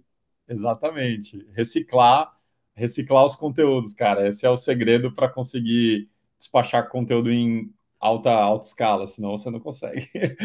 Mas beleza, Thiago, transição para Pipo. Eu estava assim, 80% da minha rotina, 70, 80% já estava fora do assistencial, mas ainda tinha 20% que era no consultório particular, ambulatório no Samaritano, então ainda tinha um pouco de apego à cardiologia assistencial. E aí, eu tive um almoço com a Manuela, com o meu outro sócio, que é o Thiago, que foi um momento decisivo. Eles falaram, Thiago, a gente quer que você entre na Pipo, seja o nosso sócio, encare esse desafio de, cara, revolucionar, mudar a saúde no Brasil e criar uma corretora de saúde totalmente diferente, né? Que causa um impacto de saúde, que tenha atendimento próprio, com uma equipe de atenção primária. E a gente acredita muito que você é o cara para esse desafio. Falei, cara, eu topo. Eles falaram, só que tem um porém. A gente quer que você fique full time com a gente. Então, cara, entrega total. Eventualmente, claro, pode manter um período ali, algum consultório, alguma coisa. Mas eu falei, não, cara, vamos. E foi o momento que eu, cara, fechei meu consultório. Eu tinha agenda de consultório particular com pacientes. Passei a minha carteira toda de pacientes para outro colega cardiologista. Interrompi os atendimentos ambulatoriais no hospital. Falei, cara, agora vamos embora.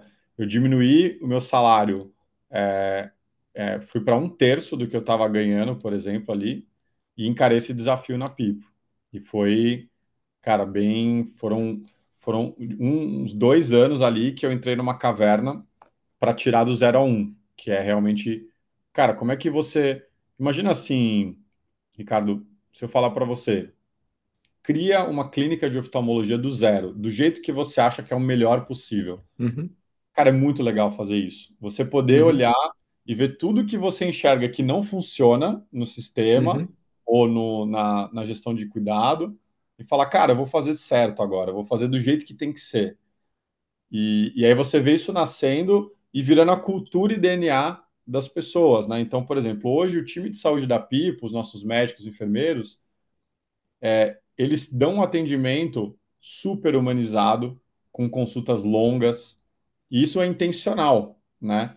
Então, consultas de 35 minutos, uma avaliação cuidadosa, um olhar integral para a saúde, uma criação de vínculo com o paciente, treinamento para como criar vínculo, como se aproximar do paciente. E, cara, eu tenho muito orgulho assim do que a gente criou do zero e faria tudo de novo, assim, mas essa foi o momento de virada. E aí você entrou na sociedade, eles compraram o teu tempo, teu investimento foi teu tempo. Ou O que que acontece? você entra botando dinheiro na empresa. Não, não. O que que acontece? Quando você um dos mecanismos financeiros muito comuns em startup é chamado de stock option. O que que é isso? Você recebe uma porcentagem da empresa, só que você não recebe isso tudo de uma vez. Você vai recebendo isso no tempo. E você vai ganhando essas, essas cotas, ou o direito de compra dessas cotas, Uhum. com o tempo. Aí eu entrei com uma porcentagem, né, de stock options e também com um salário, mas que era um salário bem abaixo de mercado, que é muito de uma aposta. Então, assim, cara, vamos apostar que Uhum. vai dar certo. Vamos dizer, a Pipo não teria caixa para bancar o meu salário de um médico full-time, e eu entrei no risco junto. Então, você meio que entra no risco Entendi. junto com a empresa, sabe? Foi mais ou menos isso. E graças a Deus deu certo, né? Estamos aí com 4 anos de história, né?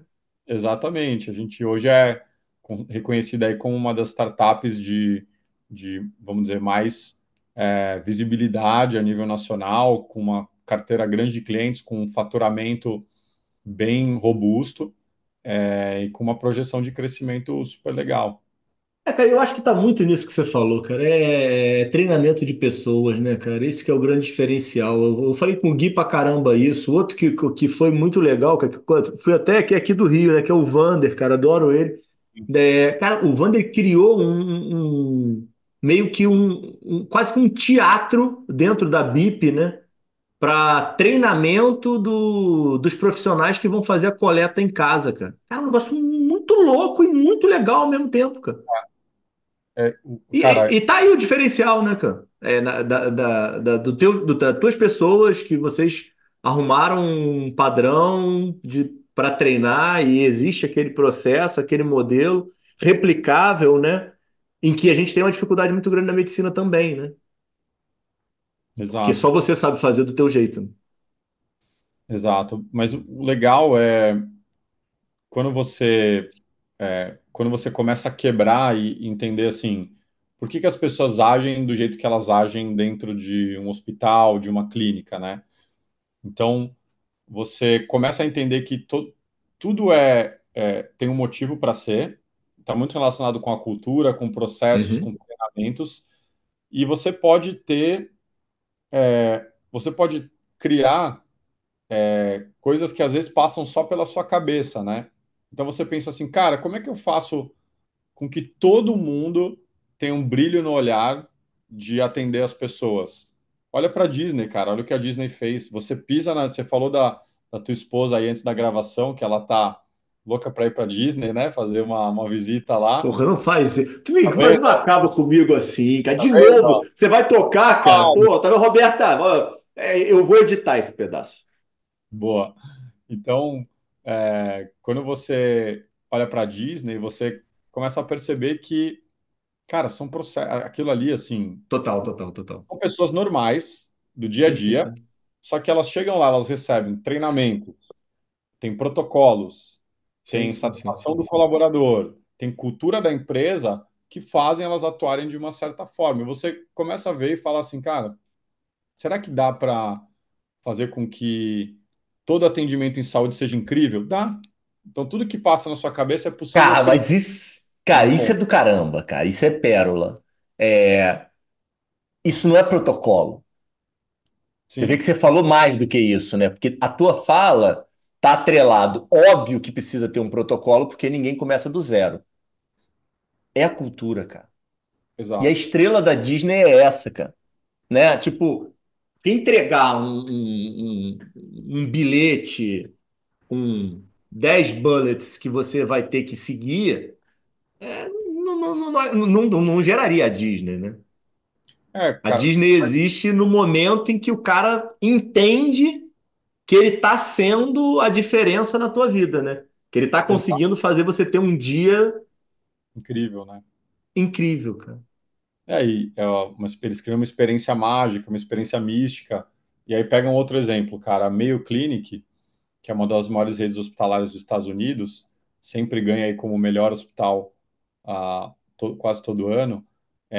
Eles são considerados a melhor experiência e jornada de paciente. E isso não é por acaso, né? Acho que teve um brasileiro que foi lá, fez o programa da Mayo Clinic, se não me engano, foi a CEO do Grupo Santa Helena, que é muito focada em atenção primária. Ela me comentou, esqueci o nome dela agora. E ela me comentou que ela fez Pô, o peraí, me curso. conecta, cara.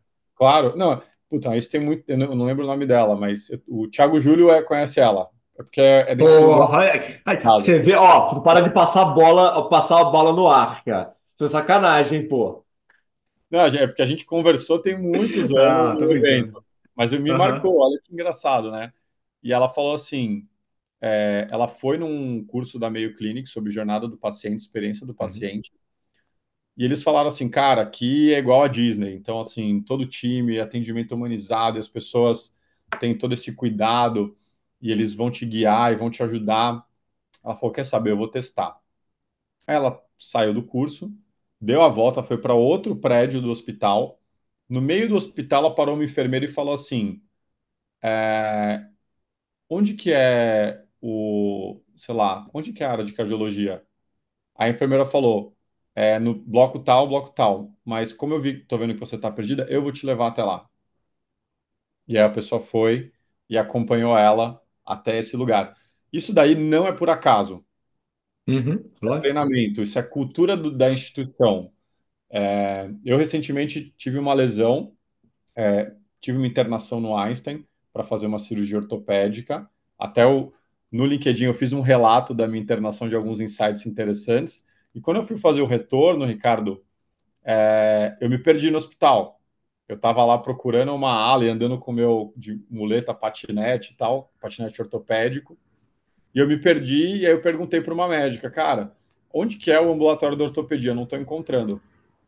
Aí ela falou, não, e ela não sabia que eu era médico nem nada. Ela falou, não, eu vou levar você lá. Vamos lá comigo. Uhum.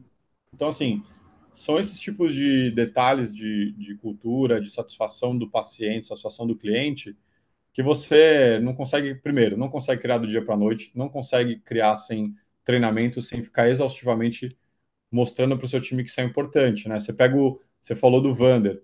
Cara, o Vander lota auditório, todo mundo com a camiseta da BIP, mão para cima, energia para cima. Então, isso é algo que ele construiu intencionalmente, não é por acaso. É, Ivan virou coach, né, cara? Total, né, cara? Ele tem esse negócio dessa energia dele, cara. É isso. Isso que você tá falando de cultura, cara, fazendo aqui merchan aqui, sem receber um real. Quando, cara, eu fui fazer uma visita uma vez lá no. Cara, como é que é aquele hospital ali do lado da Marginal da Prevent? O Grande, Santa Maggiore, cara.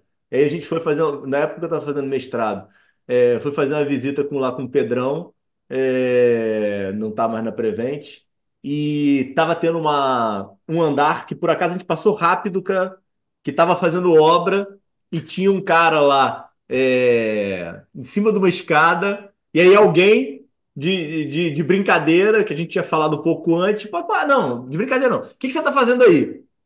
E aí ele chegou e falou: Não, eu tô aqui consertando essa parte porque eu salvo vidas. E é muito Exato. legal isso, né? Bacana como é que. E foi uma coisa completamente espontânea, porque se perdeu, apareceu, e aí tava um grupo lá de colegas, aí alguém, pô, o que é que você tá fazendo aqui? Foi brincar com ele, e ele respondeu isso, que foi assim, pérola, né? Já ficou marcado, né? Pô, não, total, né, cara? E como não fica, cara?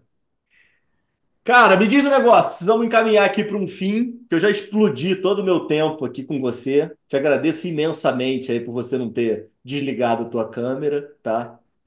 Explodindo o meu tempo. Cara, como é que você vê aí o nosso futuro de saúde, nosso momento de saúde, tentando encadear um pouquinho com o teu planejamento estratégico aí para os próximos 5 anos. Onde é que você espera estar? Tinha um monte de coisa para falar com você, cara. Adoro terminar episódio assim, tá?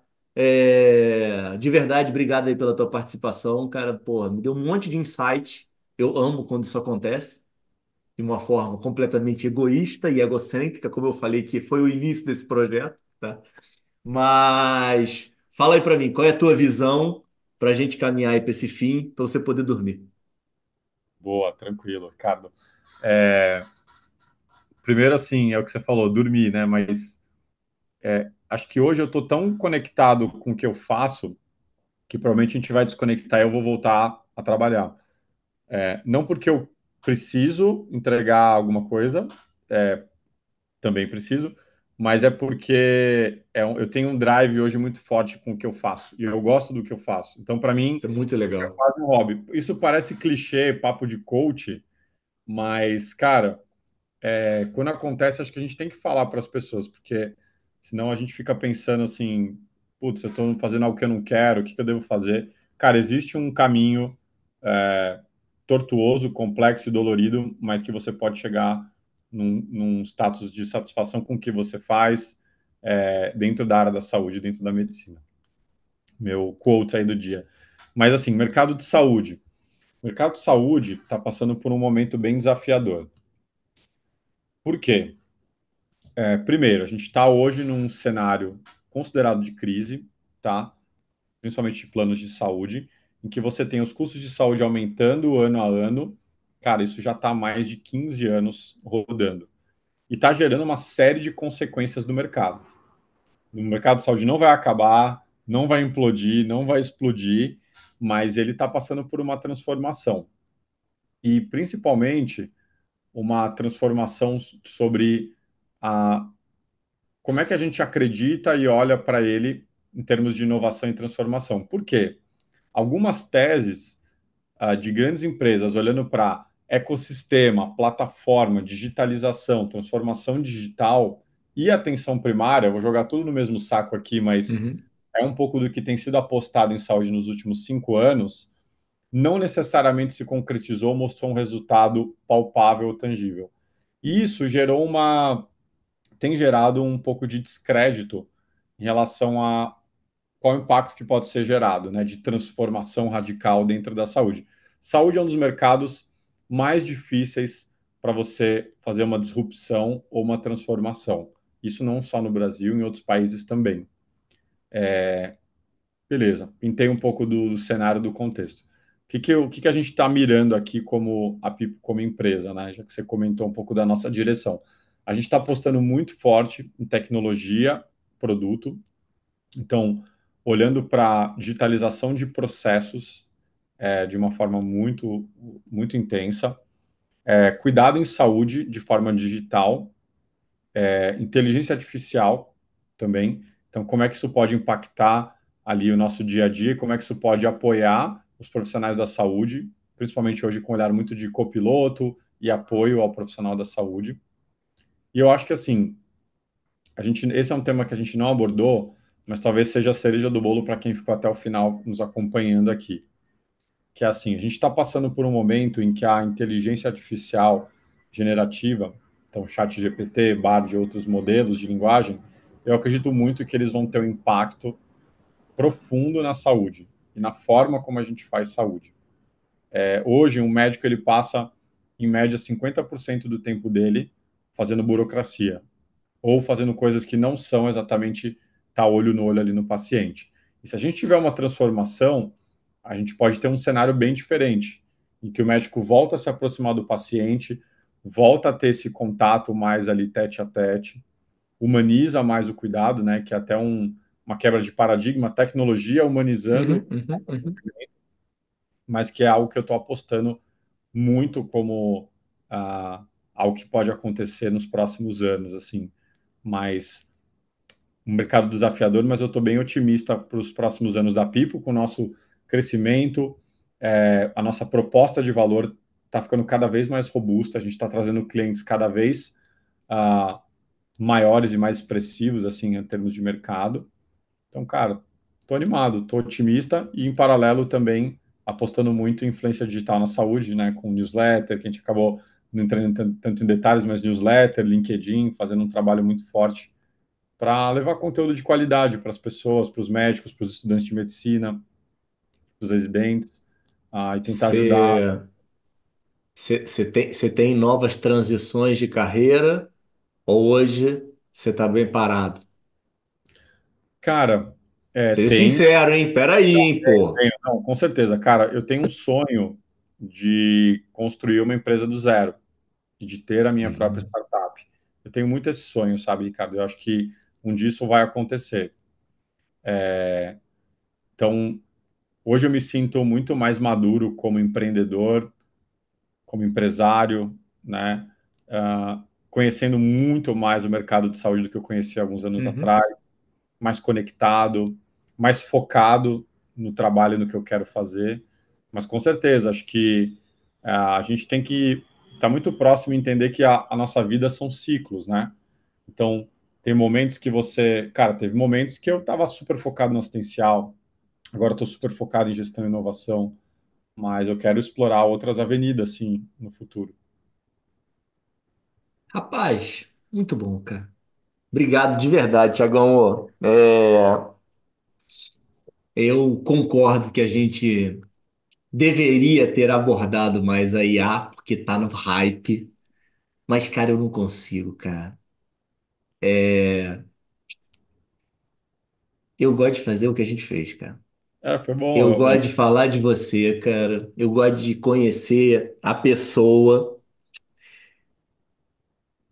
Vai dar certo, cara. Assim, eu acho que tem espaço pra tudo, cara.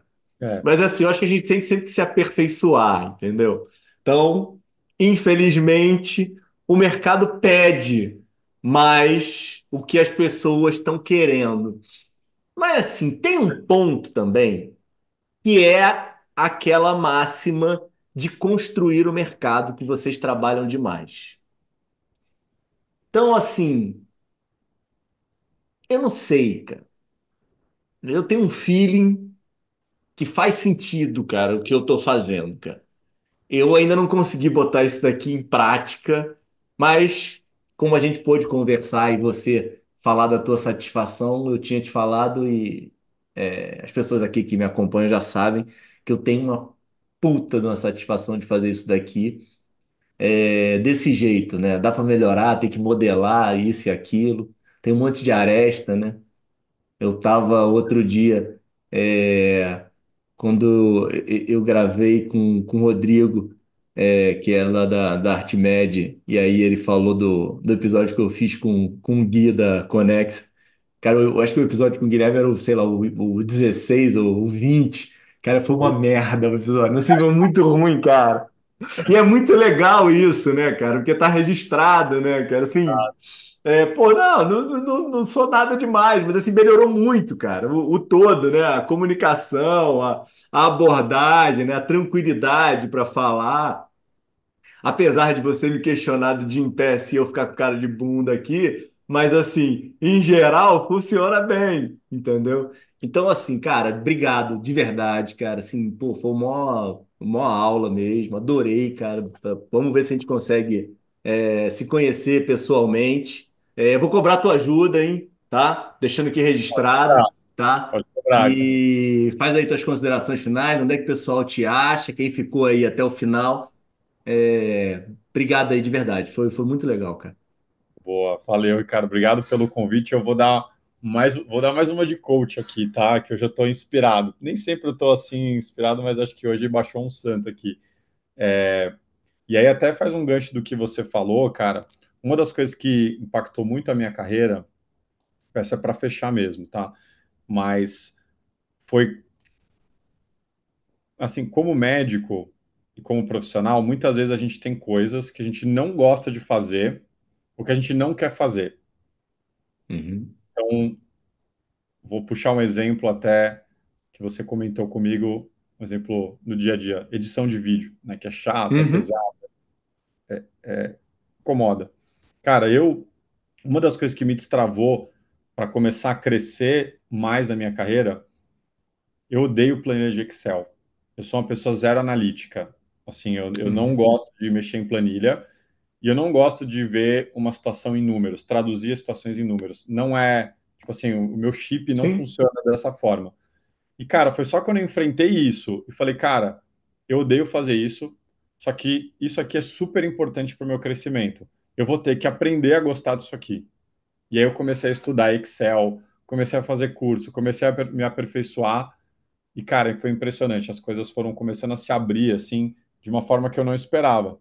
Então é muito, cara, quando a gente abraça é aquela coisa que a gente não quer fazer ou que a gente não quer aprender, mas ela é meio que a Uhum. chave para liberar para outras coisas. Então, Uhum. eu acho que talvez um último aprendizado, olhando para os doutores, né, do público nosso, que são ou estudantes de medicina residentes ou estão no começo da carreira, é, cara, olha aquilo que você tá vendo que você não gosta de fazer, aprende aquilo, vira essa página, porque muitas vezes é isso que vai te desbloquear para você conseguir crescer e alcançar novos ares, sabe? Maravilha, meu amigo. Aí. Obrigado 100%, pelo convite. tá? Nada, cara. Foi uma honra aí ter tua participação. Obrigado, eu que agradeço, tá? Você vê que o cara é o pior influenciador do mundo. Então, É, pessoal, se eu, inscreva no canal. Tá? Óbvio que não, né? Não vou falar isso. Mas assim, cara, eu esqueço, cara, de verdade, cara. Eu juro, cara, que eu tento. No início eu fico pensando. Só que tem aquela máxima toda que você não pode fazer no início sem oferecer alguma coisa, que senão fica um pedido ridículo. E aí, sim, quando desenvolve, cara, aí eu esqueço completamente, cara. Então, exato. assim, vamos para lá, Bem, vamos pro pau.